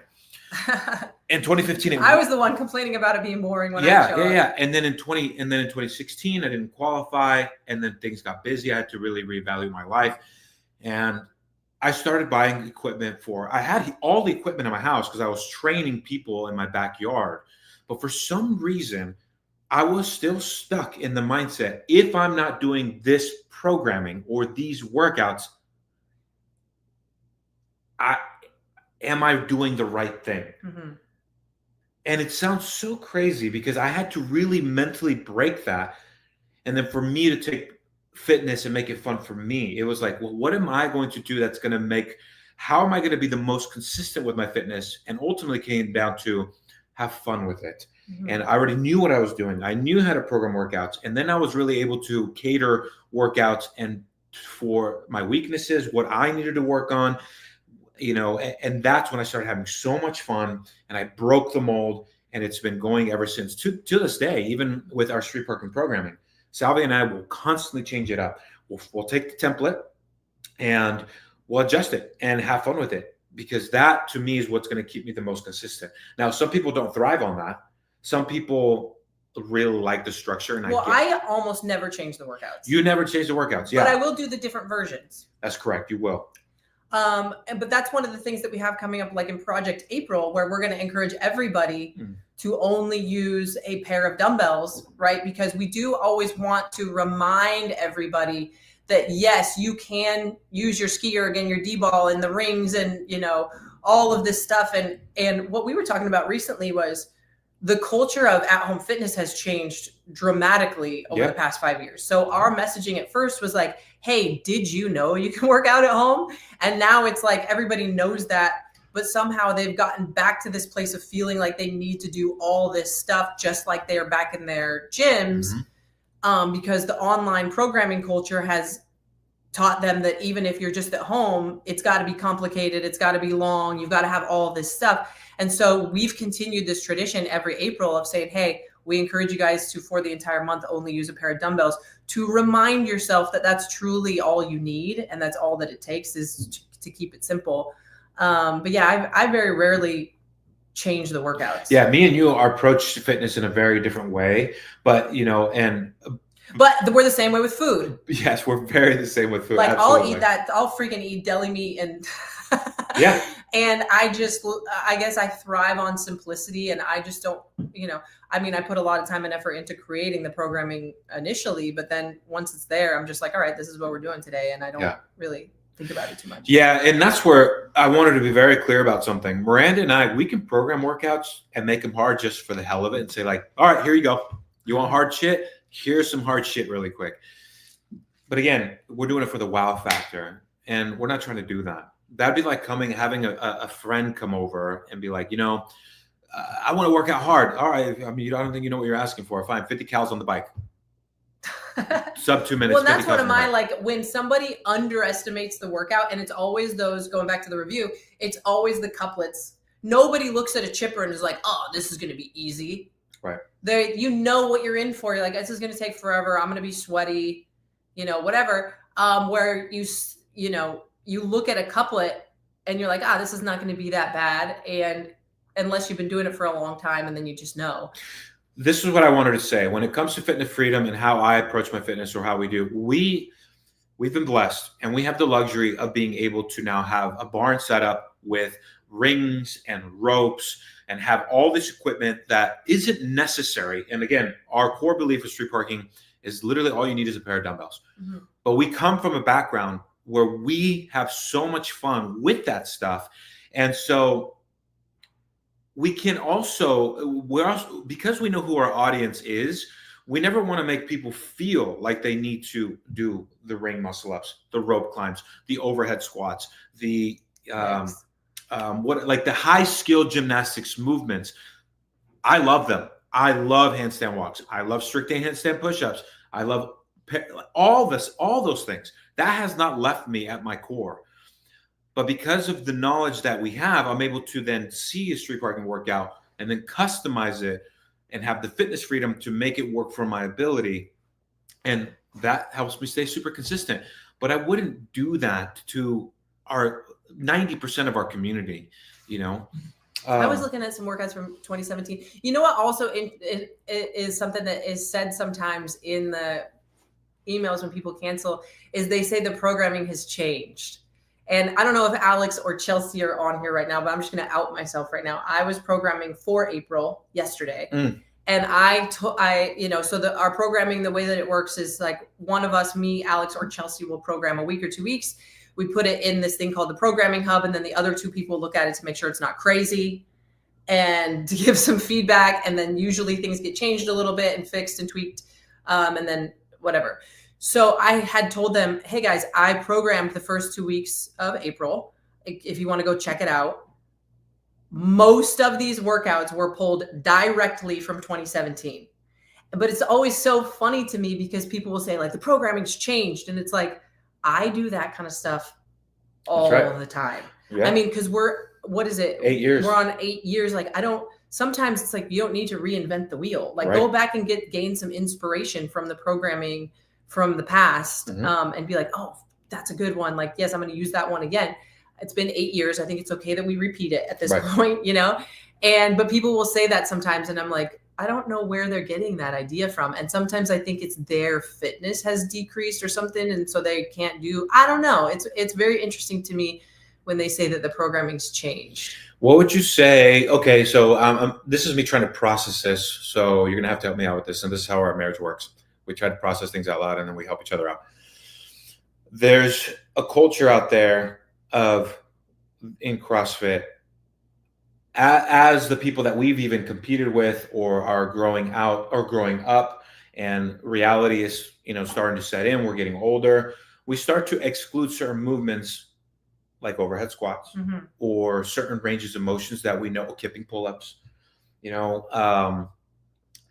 like, nah, I don't feel like doing that. And it actually really bothers me. It's not that I know that the benefits of it, but if I'm very content with excluding certain things to still get my fitness in. But now people, I feel like sometimes get shamed and be like, well, then you're not doing CrossFit. Right. What say you to this approach? Well, I'm not going to speak for CrossFit. I mean, I'm pretty sure I know what they would say, but I'll let them answer that for themselves. I mean, I think they do a pretty good job.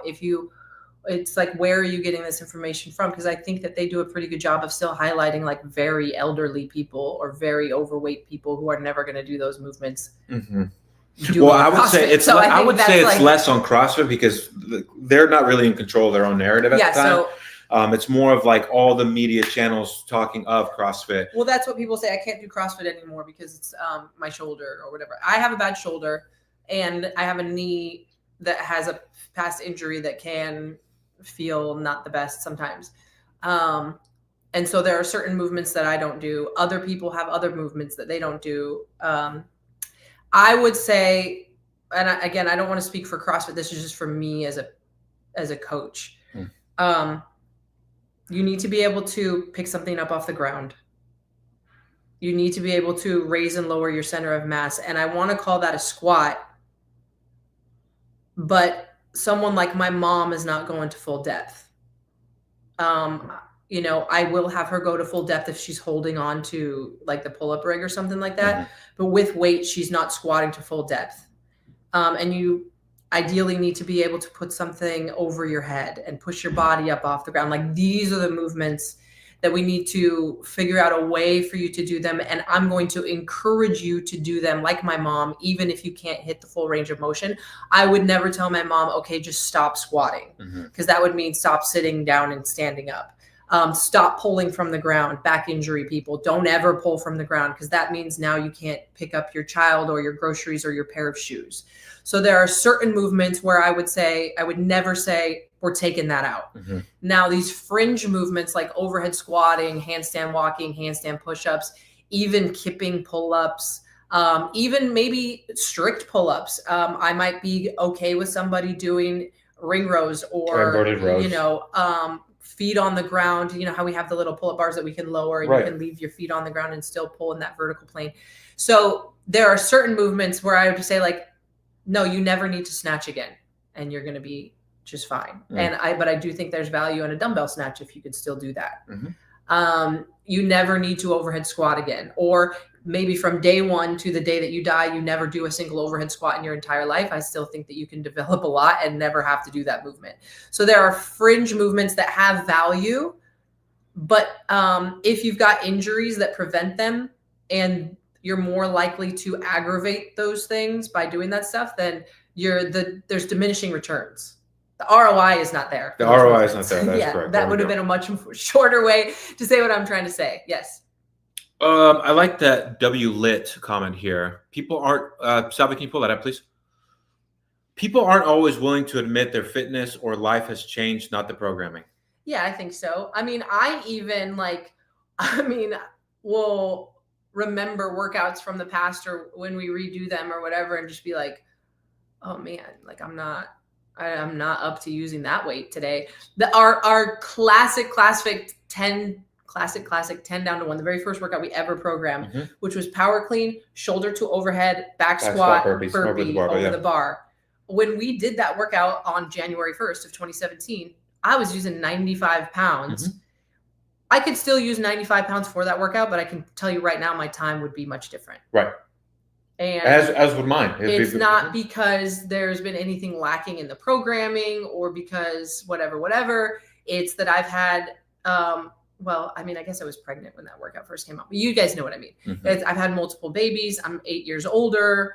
Like life, my training I'm further removed from the training that I was doing when I was competing. Like, right. But people don't, speaking of accountability, because I see that on your screen, like, as a human, my natural tendency is to blame anything and everyone else outside of myself for an outcome that I'm less than pleased with. Right. One of the most meaningful things it can't be my fault. Right. It is very meaningful. The amount of people that have left street parking and came back, mm-hmm. and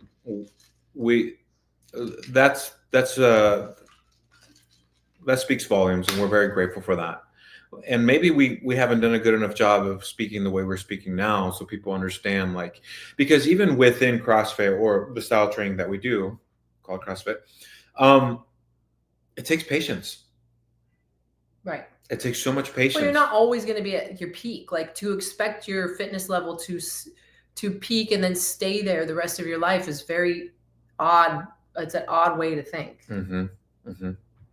And with movements, there's a learning curve. Mm-hmm.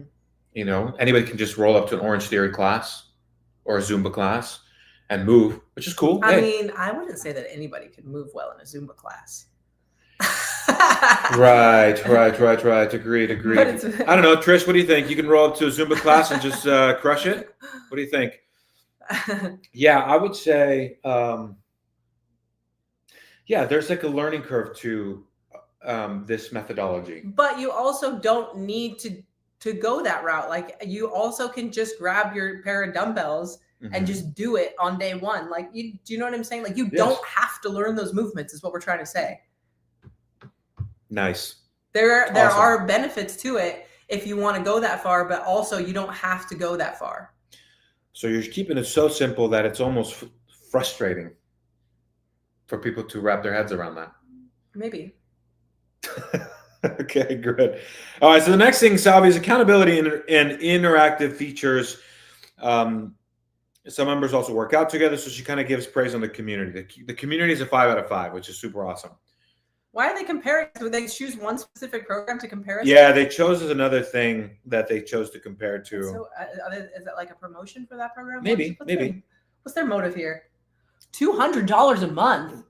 No. Yeah, look. Oh, yeah. With Caliber, they start to compare us with this other Oh my thing. word. Has group coaching programs that cost $19 per month, but you choose one of 4 programs. See, you don't get the whole thing. Yeah, you don't get the whole thing. Anyways, I don't want to talk bad about. Yeah, while that I Street know Parking nothing provides about. all the workouts at once, you have to choose your own. Oh, so yeah. And hey, again, maybe that style works for people where you just have to constantly be, what That's to do. another thing that's come up in meetings. I mean, we've been around for 8 years and we've talked about all the different options, but we've talked about like, well, what if people only gained access to, like, they had to choose, am I a program A athlete, am I a program B athlete, or am I a program C athlete? And I've always shut that down right away. And it's never gone very far, these conversations. Based on you But leaving? I've always shut that down. I want to go to the tire place. Okay, tomorrow. have fun. Best with me. Beso mama, please. Thank you, buddy. I love you. Hey, later we're going to go get you that popcorn for movie night because you did And- level 3. And the Pops books. Papa, tomorrow can you go to the tire place with me? Tiger Place? Dad, Brooklyn took us. So look at my wrist. Oh, let me Where know you what guys it going is. right Have now? Brooklyn send it to us and we can look into that. Can you Tomorrow we tell- have friends coming over, okay? Banner, can you tell Brooklyn to go get the Bob's books with you? Okay. Okay. Brandy, can you close the door, please? Thank you. We love you.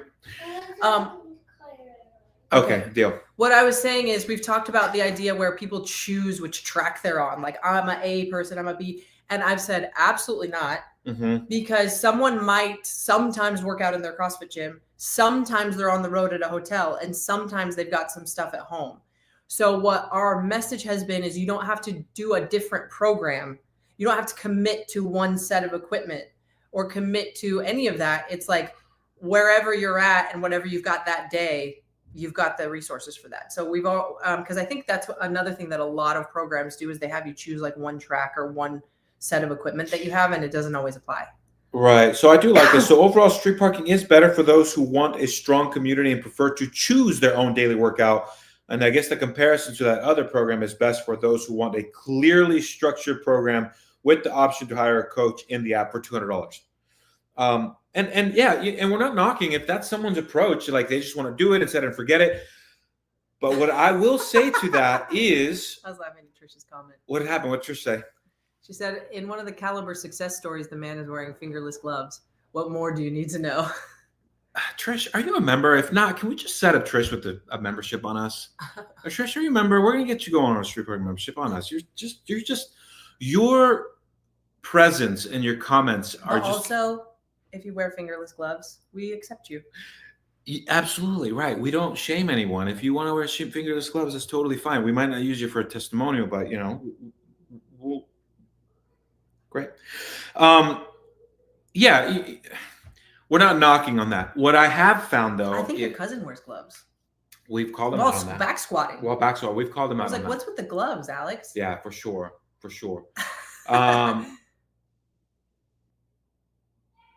There is a beauty in being able to have the freedom to choose and building consistency in that. I feel like that's me personally. I feel that's my approach. I feel way more empowered when I don't feel like there's that much of a structure. Like I am dependent on this. It's like there is structure, but there's freedom within the structure. Mhm. That is where I thrive.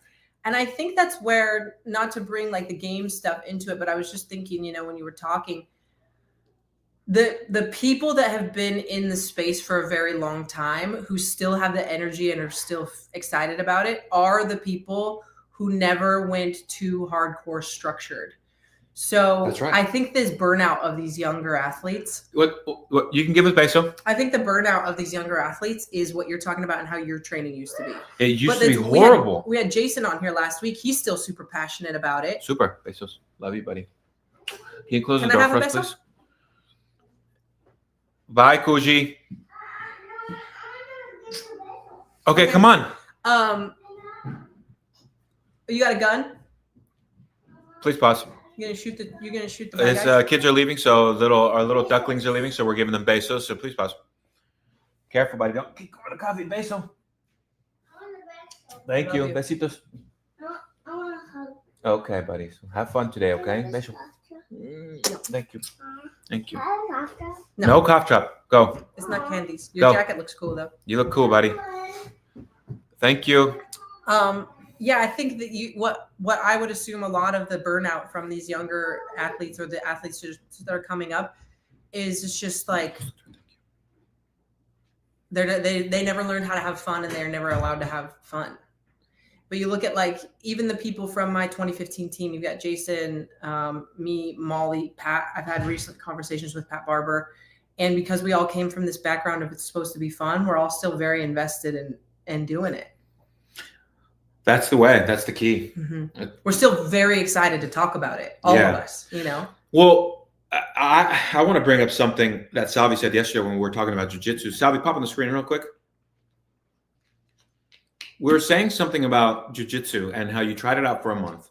But what was, you know, what conversation we're talking about and why you stopped and what was the reasoning for that? We can't hear you. I think I was saying something along the lines of like, I love what we do at Street Parking, obviously. And for me to split my time, I was having a hard time trying to do the fitness and having to go spend another hour to do the jiu-jitsu stuff. It was fun, don't get me wrong, but I find that I have to then take away something to then have that in my schedule on a week rotation. And then Salvi yesterday and I did literally 8x400s here in our backyard. Every 4 minutes, we do one all-out run. And it's always like, this is literally the hardest workout today. Well, saddle up for May, June, and July then. Yeah, we're going to have so much fun. Thank you for bringing that in, Salvi. Appreciate that. So yeah, that's pretty much like a lot of the review there. And obviously they say, how long is the street parking workout? 20 to 25 minutes roughly. So you'll be able to finish the workouts even with the busy schedule. What are shift workouts for street parking? Obviously, each daily workout is available in several different variations, and the shift workouts are for beginner-friendly workouts meant for those returning to exercise after some time off and those brand new to training. You know, I find this concept of rating a fitness program very interesting because I was wondering like what program gets a 5, you know, and isn't that such an individual experience? Yeah.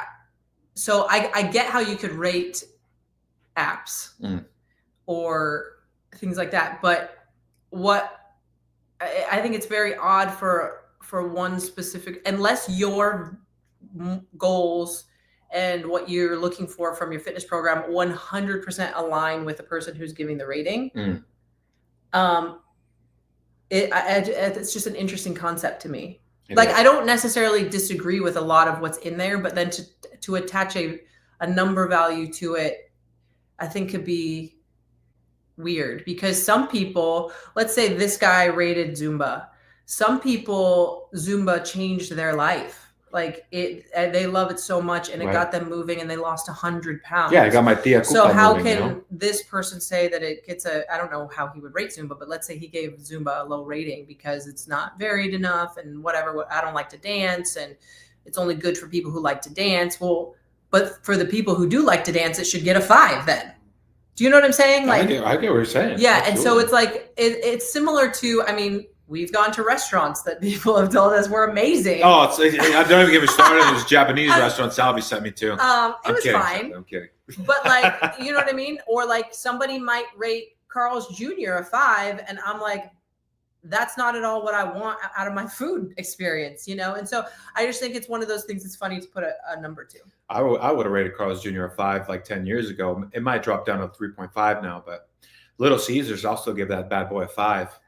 Give me that stuffed crust Little Caesars, I'll give that thing a 5.5. What will your body composition rate it? That's a different rating, but you know, it wouldn't be the best. But yeah, so anyway, it was really, I actually really enjoyed going through that review. I was just curious. But overall, what the purpose of this was, so yeah, we've thought through and through of many of these things and how we can continue to create the best experience possible for the people that are part of Street Parking, based off of all of our knowledge and education in the world of fitness, from the years of coaching and life experience as coaches, and not only that, as competitors who followed all those linear progressive programs, progression programs. Let me tell you guys something. That stuff was so boring. And I was probably the most miserable during those times. When we were filming that stuff?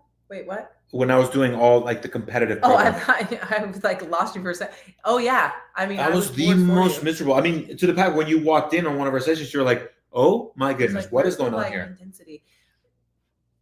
Yeah. It's okay. You know, it was during those times. So anyway, that was great. I really enjoyed that. Yeah, and before we log on, because I mean we're in deep right now. We're in hour 35. I mean, we at this point, you know, I'm kind of committed to 2 hour mark. But do any of you guys have any questions for those of you guys watching on the show right now? I'll take a little bit of a pause. Molly wants me to do the team workout, Saturday's team workout with her. We're gonna do it today, but I'm like sick, you know. You're so wait, you were supposed to do it's that the with her power clean. today? I am going to do it with her today because tomorrow we have people coming over to do the strength metcon. So I was going to do it with her today. Interesting. Okay. Well, yeah, this is the time we'll open it up really quick. But yeah, we'll shift it off to one. I kind of wanted to talk about something that I thought was very. Oh, goodness gracious. Not that thing. Okay. I'm just texting Molly. Like, what's your. Those two things. Salvi, can you pull up the this one, please? Bloop. Bloop, bloop. That took me over an hour to figure out a caption today. I thought that was great. I thought that was so. I just kind of wanted to give more context to that. So this was a post that you put up there. This is one of those topics that I didn't know we were going to talk about right now. So who knows what's about to come out of my mouth? Okay, perfect. Well, I didn't really know about any of this, but okay. Go ahead. This is like the we talked about all the fitness, so we're moving on to very personal stuff. I know you all are here for fitness content, you said in the caption, but here's the truth. I have always posted what's on my heart and mind on the day. Today, I film my workout really because I feel like it's part of my job to show the SP community I am with them. And all that has been on my mind the past 2 weeks is how Jesus allowed my heart to be ripped from my body so that he could replace it with a brand new one. How he truly saved my life and is proving his promise to work all things for good. Don't even get me started about all the ways I have been forgiven. And now, with this new heart, the love I feel for him, and the way that it has changed the entire way I see the world, I'm so happy and I'm at peace. But I'm having a hard time knowing what to say. I feel a bit like an alien in this life that a former version of me created. This caption already is the type of thing that makes others uncomfortable. Keep that to yourself. Keep it to yourself, or stick to fitness, you fitness person. Play the character. Well, I think I say that. You stick to your fitness. You stick to the only thing I hired you. I'm paying you $19 for it. How dare you speak of other things? Or this isn't going to be good for your brand. Man, no, I'm going to bring out the character. I understand. I was there for a long time too. But I'm not a brand. And I know you don't truly want me to perform as though I'm some character in a sitcom with a set of static personality traits designed to keep the audience comfortable. So, for those of you that prefer not to see the name of Jesus on your feed, here's the caption. I did a workout today. I was challenging and important, but not even close to the most important part of my day. I hope I can lead by example and remind you that a workout can very much be just something you do and not who you are. Wow. Me reading that out loud, what you feeling? Because that was a very deep, and it's something me and you have been heavily wrestling with for a while, I would say, but the past year and a half, or almost 2 years now, has really cracked the foundation in us and made us like really reevaluate how we approach life moving forward. Yeah, it's interesting, right? Because I feel like I have always, as I said in that post, I've never just posted about fitness. Right. I've always like tied fitness to what's going on in my life. And it just so happens that, with being saved and with, discovering Jesus and creating that, well, I didn't create anything, but having that relationship now, what's going on in my life is makes other people uncomfortable for the first time, maybe. And, you know, I've thought about this a lot, and I think I even have mentioned it to you and a few other people.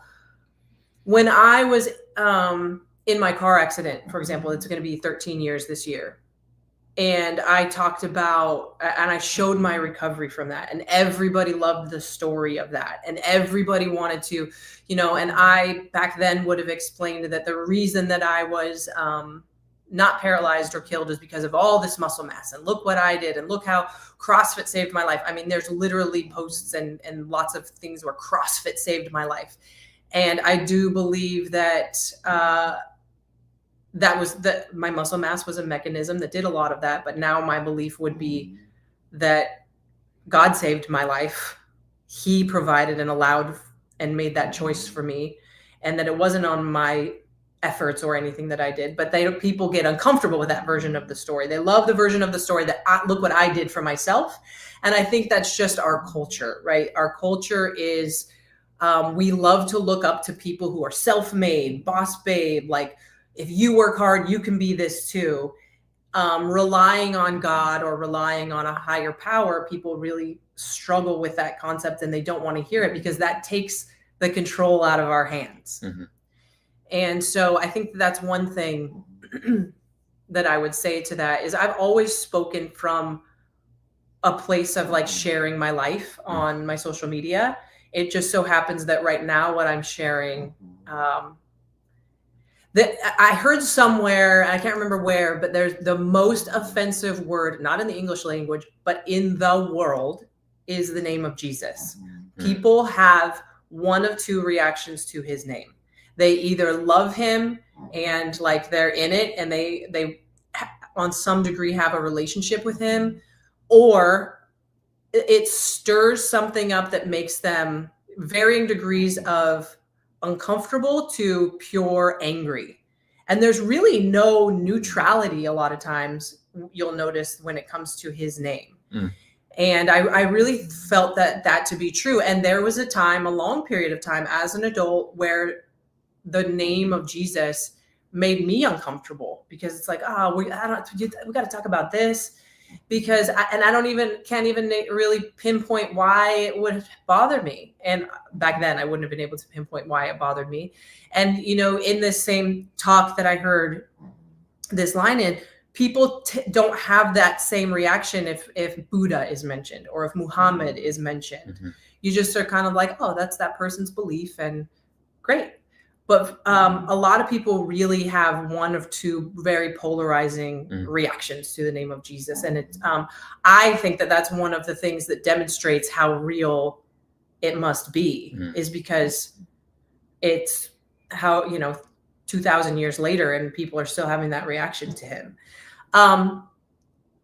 However, I have also always been very committed to helping people, right?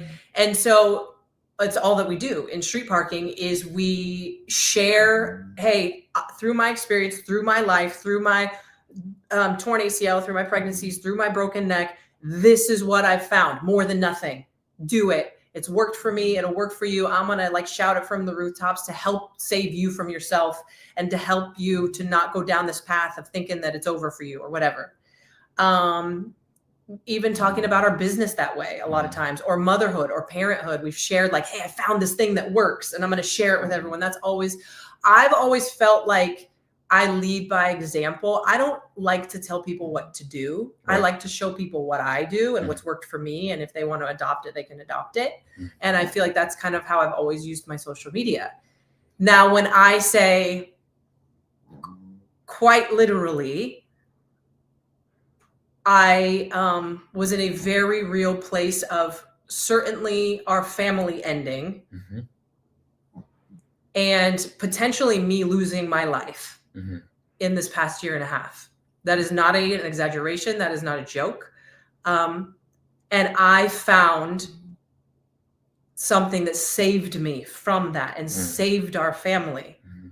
It would be out of character for me not to share that. And it would feel wrong for me not to share that. Yeah.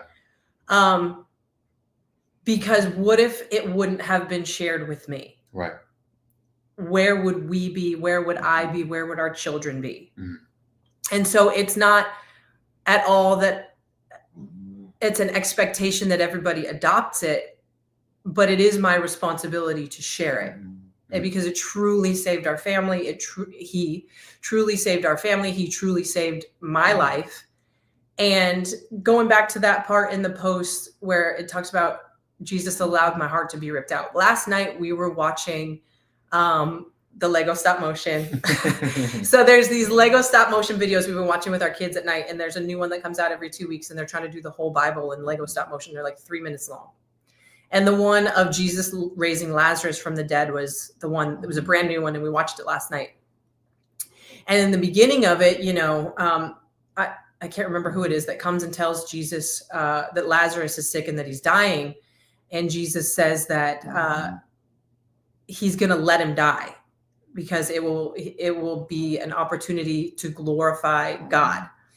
And so Jesus lets Lazarus die, very much in the same way that Jesus allowed the things that happened to me in my life that ripped my heart out of my body. It was allowed to happen. But now Jesus goes and he sees Mary and Martha, and they're saying, if you would have been here, you could have stopped this. And I had that same conversation in our sauna. Mm-hmm. I can remember one time very specifically in our sauna, I had that conversation. Why did it need to be this bad? Mm-hmm. Why did you allow this to happen? Like all of this, like very angry. It's the very same conversation that Mary and Martha have in the Bible with Jesus and on this Lego stop motion video. And,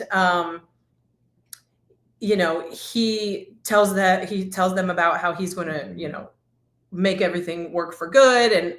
But what he does also in that moment is he weeps because he sees, and I hope my interpretation is accurate. I'm just doing my best over here, but he sees, yes, this needed to happen so that I can show what I'm capable of and how I can literally, after someone's been dead for 3 or 4 days, I can bring them back to life.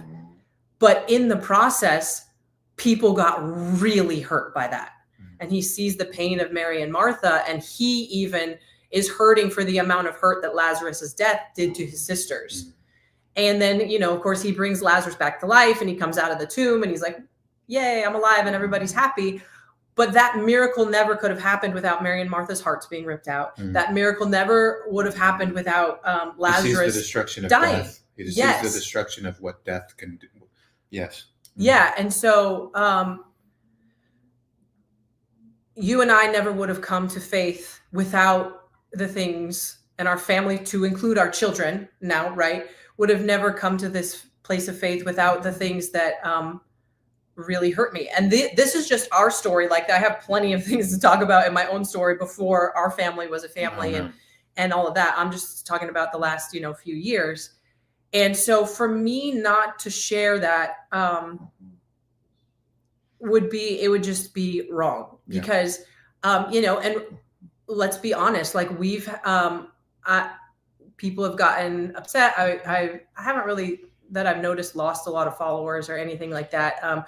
But we've had members say that they don't like it that we're sharing this stuff. And or Reddit pages. Oh, I don't get involved in Reddit. Yeah. Thanks, Gabe. Gabe said I'm spot on with my interpretation of the story. So I was thinking yesterday when I was doing my little sandbag carry in the backyard, like, we have this beautiful home and we have so much success and we have this big community and all of that. And the truth is that even if I lost all of it because people were just like, I'm not following this program anymore because the founders are now Christians. But if I received one story, which we've already received multiple stories, but if I received one story of, because you were outspoken, my life was also saved, I don't care if I lose all of it.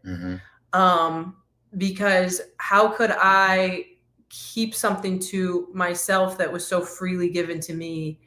And so, yeah, going back to the caption of that post, what I was struggling with that day is a level of because I was that day feeling so much gratitude, and so to post like some little fitness tip felt very surface. It felt very inauthentic. It felt very, this isn't what people really need to hear. And there's thousands, if not millions, of fitness influencers out there that can give you a tip on a devil press, but there are not many who are willing to write the name of Jesus in a caption. And so I know that there are members and that are uncomfortable with it, because again, it's the most offensive word in the world or name in the world. And I get that, because I was that. But this is who I am and who we are. It isn't something that's been hidden and now all of a sudden we're bringing it out. It's new. So you guys are getting it in real time. And we have to evolve and grow as humans. And for us, this is the direction that we are evolving and growing in, and the thing that we've been called to do. Now, that's not to say that my belief in fitness and what you guys will get in the street parking programming has changed 0%.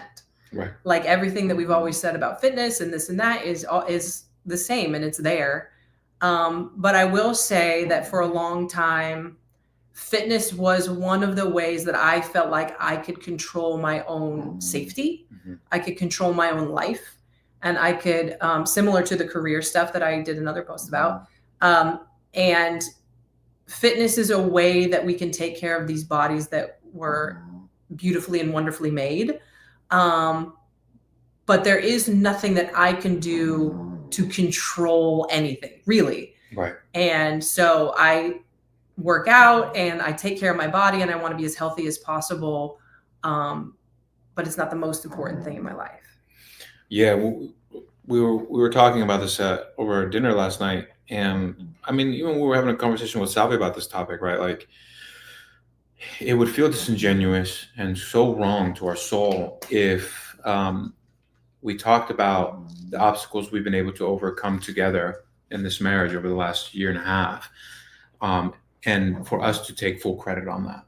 Well, and the truth is, we talk a lot about a year and a half, but there was much more time before that where I can see like going back to the death of Lazarus thing, like the 4 days before Jesus rolled up and fixed stuff. Because essentially the last year and a half has been that part of the story where things unfolded in a certain way that allowed us to just a lot of things where I was being protected from certain things throughout a lot of other times, to allow us to get to the right time for this period of time to happen.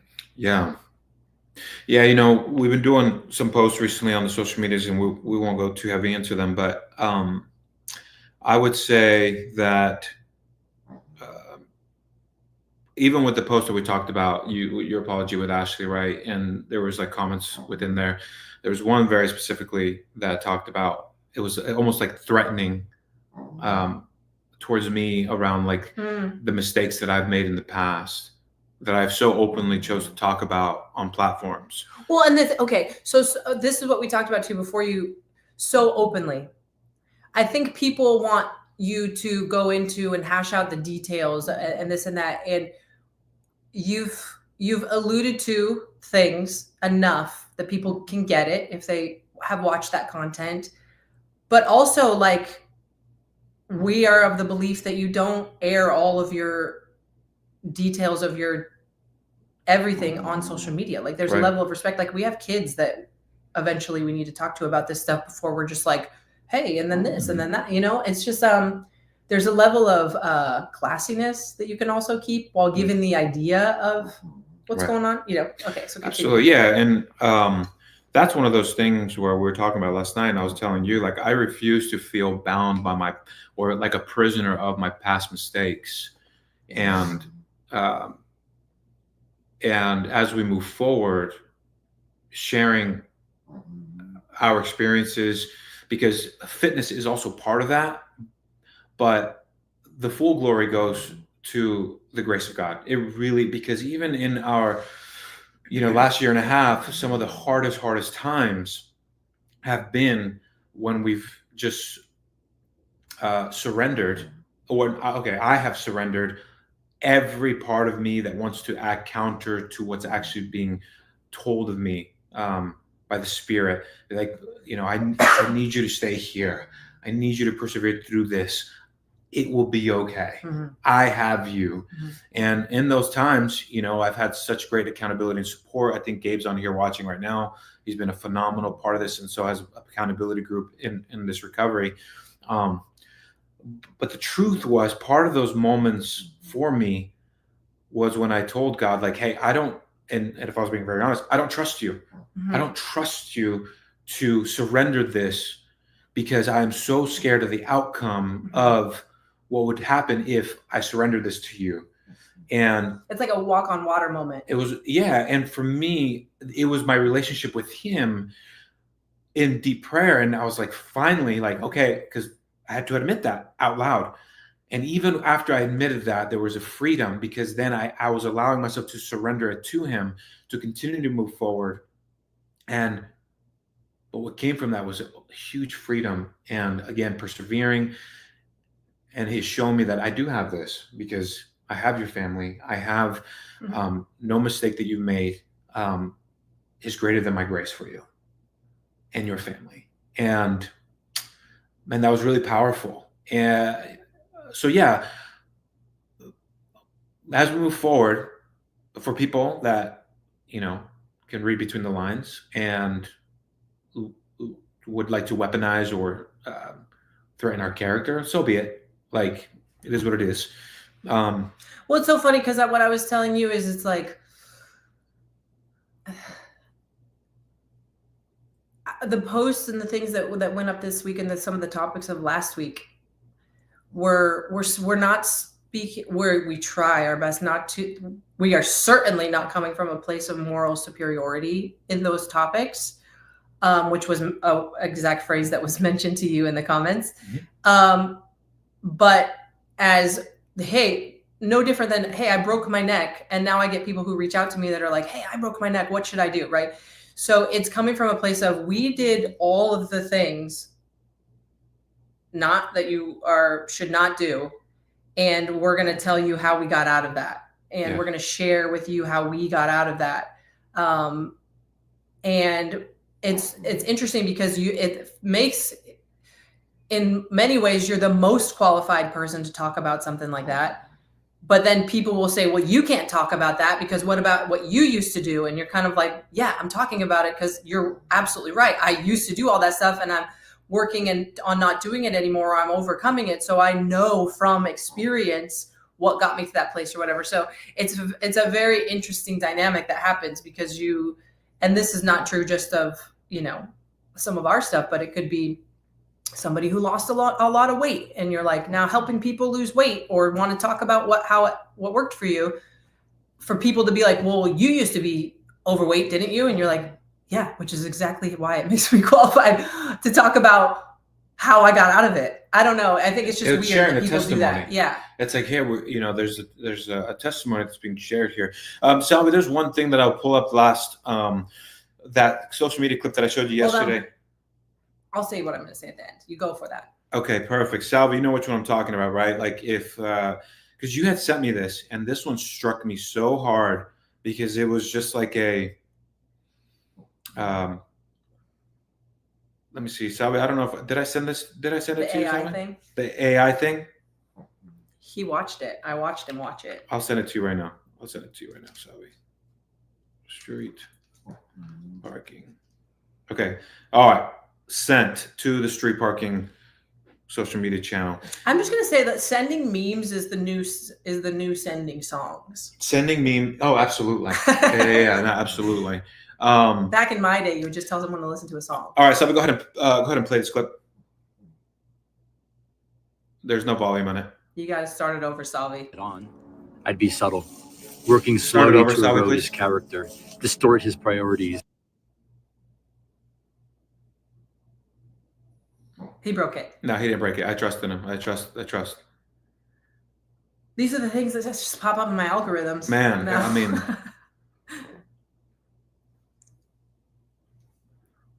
hold on. He's, I mean, yeah, we're about 2 hours. We've hit the 2-hour mark. Wow. Wow. Wow. It's just beautiful. Sorry. And those of you guys who are hanging on. Breakfast today. We haven't eaten breakfast. Thank you guys for staying on with us. Really, like it's really cool. All right, here we go. Want to ruin a husband to destroy a marriage? I wouldn't attack head on. I'd be subtle, working slowly to erode his character, distort his priorities, and weaken his spiritual leadership. Here's how I do it. Isolate him from God. I'd make sure he drifts away from his relationship with Christ. I'd convince him that he's too busy for prayer and too tired to read scripture. I keep him distracted. I feed his pride. I'd whisper that he deserves more recognition, more respect, and more appreciation. I make him feel like his efforts go unnoticed, stirring resentment toward his wife. He starts seeing himself as a victim. I would distract him from his work and from his success. I tempt him with lust and comparison. I twist his role as a leader. I'd fill his mind with bitterness. I would encourage him to seek comfort elsewhere. I make him think divorce is the only option. So I was curious, and I asked AI, if you were the devil, how would you ruin you can take that husband? episode. Thank you. Yeah. That when I saw that, and that felt like Cupid, the version of Cupid, and just targeting a couple and hitting with an arrow. That felt like Satan just hitting me with the target completely. Because yes, every single one of those things, absolutely yes. And it made me very, it hurt.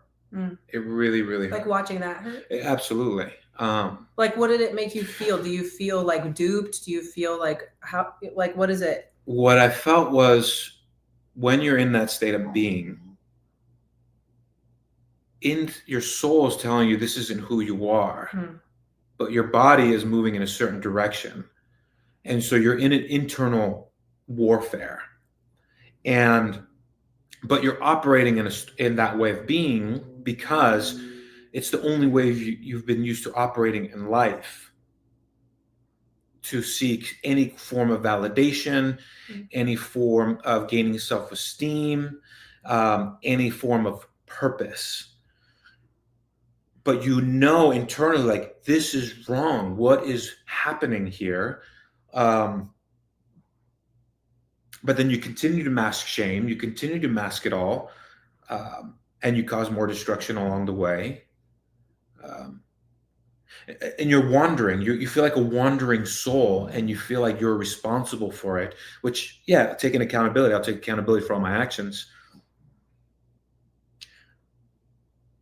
But now being able to recognize that it's an attack from an enemy puts me in a position to put God as my armor, and to be like, yeah, I'm very scared of that way of being, because now I know what I'm capable of, and I'm terrified, and I cannot operate under my own well-being.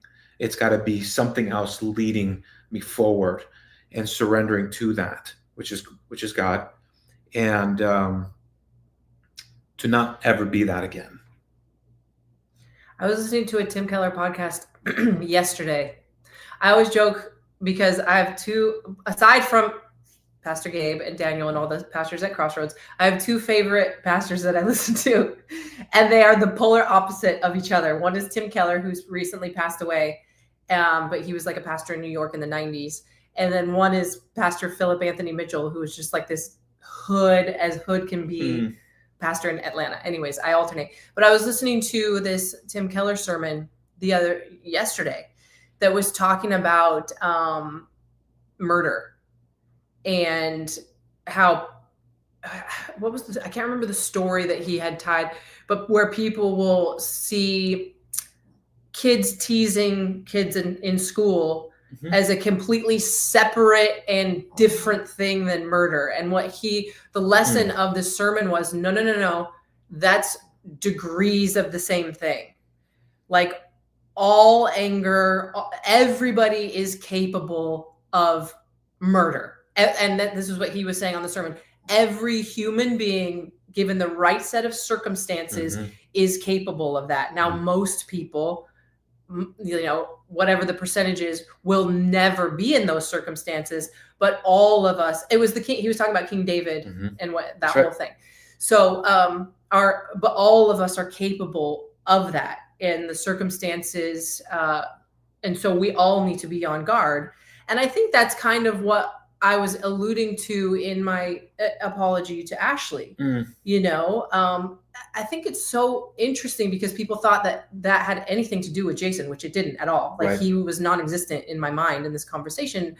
But it's just, everything can be a slippery slope, and usually you're too far down the line. And even with the type of, I guess I'll just call it sin that you've been involved in, like, I've gone down the same path in my history too. And I'm a person that doesn't fit the prototype the way that you do for that type of behavior. I think anybody's capable of that behavior if they're not aware of the fact that they're capable of that behavior. Right. Does that make sense? No, totally. Absolutely. And that was the lesson yesterday. And I think we're just all we live way too overconfident in how much control we think we have and how far we can take things before it becomes a problem, and how much we deserve and all of that stuff. But everybody is capable of some really horrific things. It's just degrees. Absolutely. And going back to and by the way, a year and a half ago, this was not what my reaction was to any of this situation. Yeah.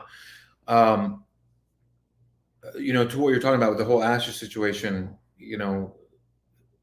people completely forgot, dismissed the messaging originally, what that was all about, the context of that. Yeah, my message for that, because there was a few people, not a lot, but a few people that took that I was just about the clothing. And what I was trying to say with that, if you saw that post or if you saw last week's episode where I was apologizing to Ashley, what I was suggesting is that as a culture and as a society, we could all do a lot better for being respectful of the sacredness of the covenant of marriage. Yes. Whether you're religious or not, right. Like these people are committed to each other and they don't want to hurt each other and they've got kids and they've got a family, and I could be respectful of that. Well, you and the example of the clothing thing was something that I felt was the way that, because I was talking to Ashley, was something that I could have done better in that scenario. So I wasn't at all suggesting that that's the only problem, or that even necessarily that it was a problem, because I wasn't doing it intentionally. Jason never received it a certain way. We never had a flirty relationship. There was never any issue that it caused, except for how it made Ashley feel. And so my apology wasn't like, hey, I know I shouldn't have worn those clothes because your husband was like turned on by me. It was like, if me wearing this hurt you, Ashley, and even if she would have said, oh, I didn't care. Because I've grown and it no longer aligns with how I would want to interact with a married man, whether I'm married or not, I wanted to still repent or apologize for that, because it no longer aligns with my values and morals. It had nothing to do with Jason at all. And it even only had little to do with Ashley, and it was more how I was feeling. But again, I don't want it to go down the clothing route again. That this could be, hey, like I used to send memes to your husband all day, every day, because we work together, and I never considered that maybe you would be uncomfortable with that. It could be, oh, I go out to coffee with someone's husband every day, and I've never processed, or wife, I've never processed how that might make their spouse feel. I'll just use the word spouse. And it's just that, it's being considerate. It's thinking, how would this make me feel in my relationship? It's empathy. It's developing empathy and accountability, not for the actions of the spouse, but for your own actions. And I really like, there was one comment on there that I really resonated with on that post that said, people assume that everyone is in healthy, happy marriages. Because, we just watched that clip. And that's often not the case. And we could be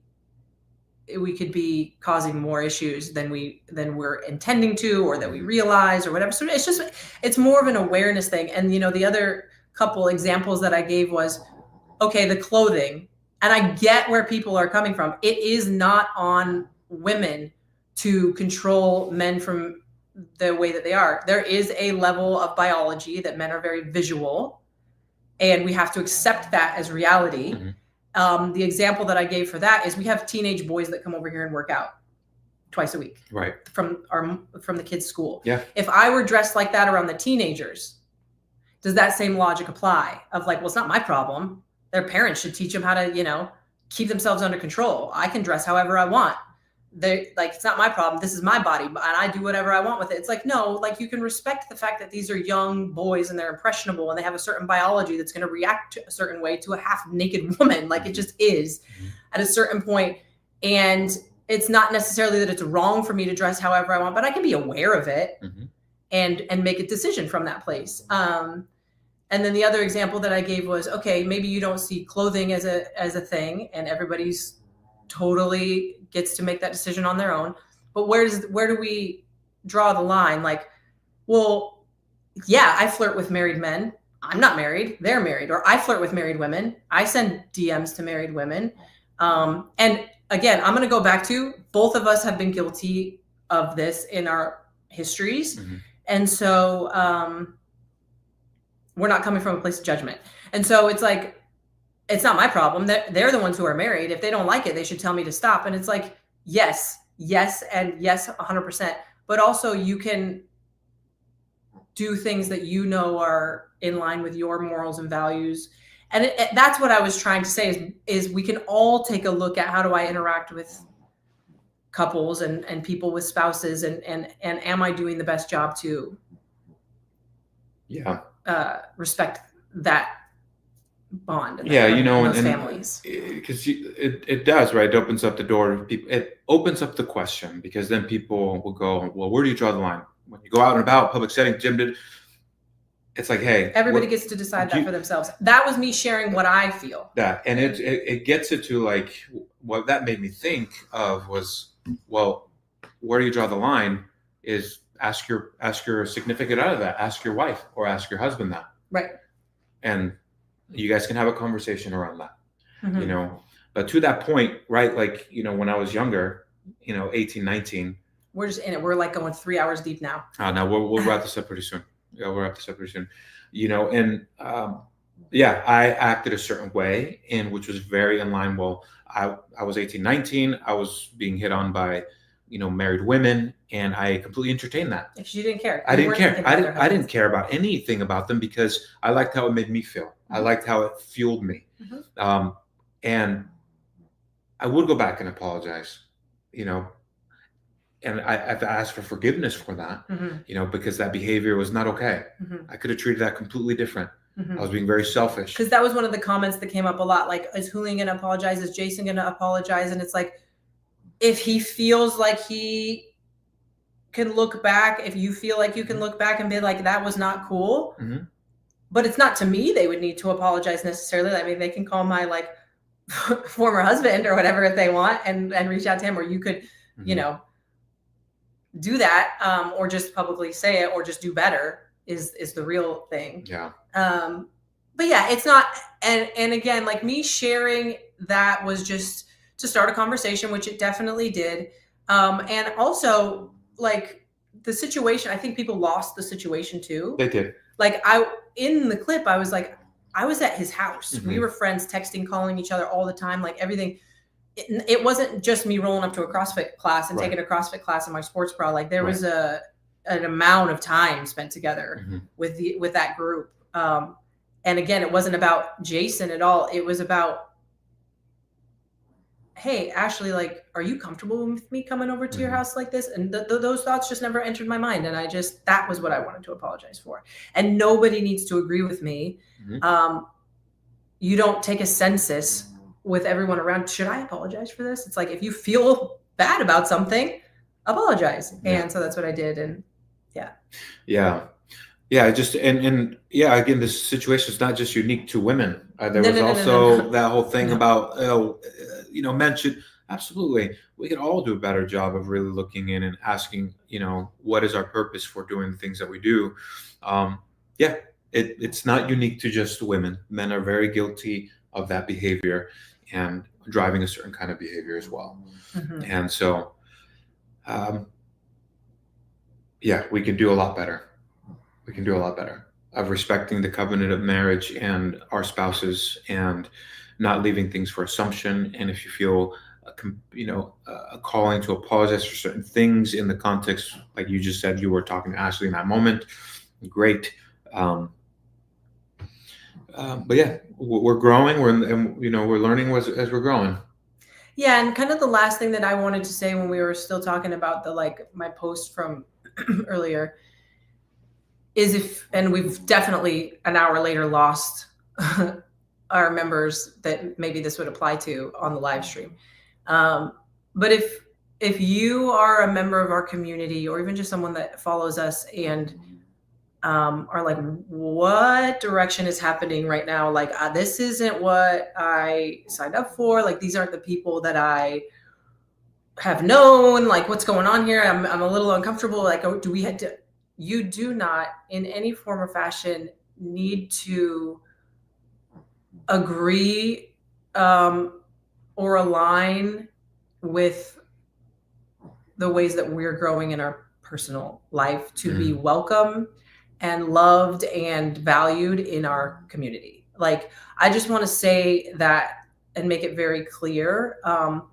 We are going to share it no different than we share things that we learn about fitness that have helped us to be healthy. So we're sharing that. We invite you to listen in and still disagree. We invite you to not take in that content, or, if it makes you uncomfortable to the point that you think that you can't even look at us anymore or whatever, or like take our fitness advice, like, we also understand. But we very much were in that place when we started going down this path of it feeling very awkward. Like, Brian, our accountant, is like a heavy Christian, and he would stay at our house and he would come over and he would try to talk to us about this stuff, and we would just be like, Brian, like, we don't stop. We just didn't want to entertain the like, conversation, please. Mm-hmm. But we always loved Brian, and we still love Brian, and it's that relationship. Mm-hmm. So don't think at all that there's any level of, you guys got to be on board with this with us. So the thing is, we're here to love our neighbors no matter what. Right. Yeah. Yeah, we're here to love you guys no matter what. Okay, Yeah. we're just here to share our story. Let's go ahead and wrap this up really quick then. And if Salvi, if you want to pull up some of the comments, let's see what the comments are saying really quick before we log off. I see one here from Tracy Barlow.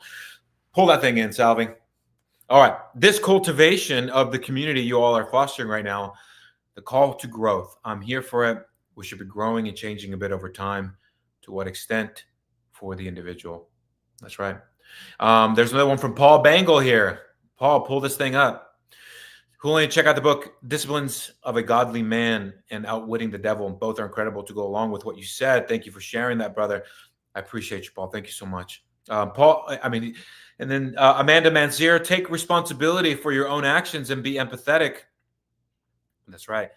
Let me see here. And then Paul again, personally, I love the direction this is going and your guys' growth. Just my opinion, but it is refreshing in what has become the norm in today's society. Been a member since 2020.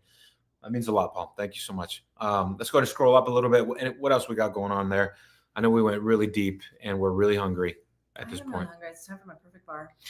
Kate Howell, praise Jesus. You all are giving me the ability to continue working out at home, to care for my son 24/7. I'm staying strong enough to meet all of his daily care needs. That's amazing. Awesome.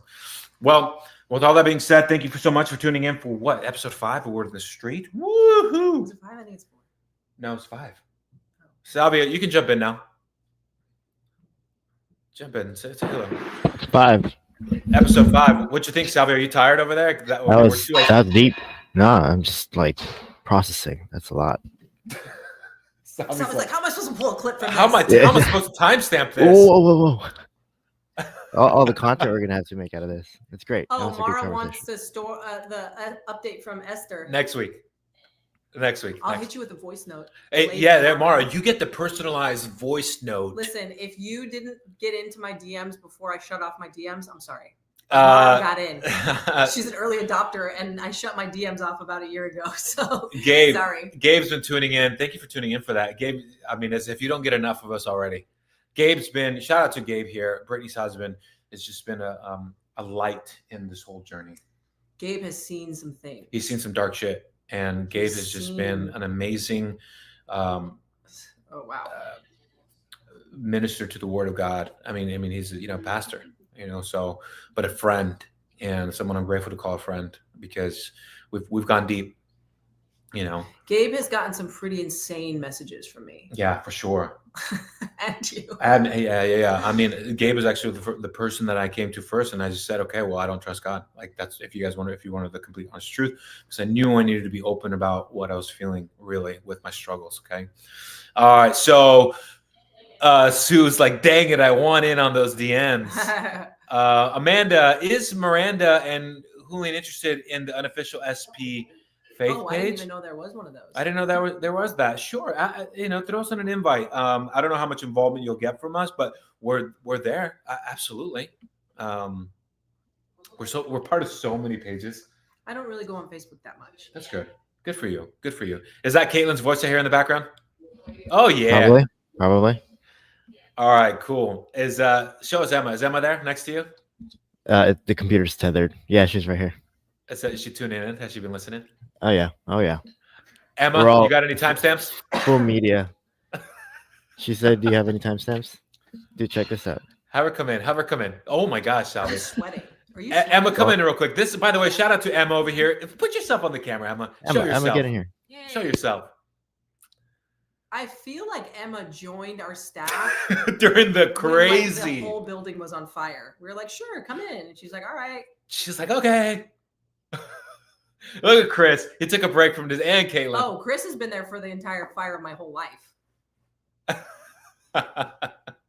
Chris is like, "Oh, I've seen this shit." Caitlin, come on in here. Oh yeah, there's disaster Caitlin from the beginning. Can you guys hear us? Because we can't hear. We can't hear them, Sally. Wow, it's horrible. There you go. Caitlin, can you hear us? Yeah. What about? No, we were just Miranda was just saying that Caitlin and Chris have just first we said Emma came in when shit was real cray, and then you guys came in screen, and then Miranda's like, oh, Caitlin and Chris have seen like. Well, no. Chris has gone back to we're at 12 years of friendship at this point. I've seen it all. So he's seen it all. He saw you roll. Okay.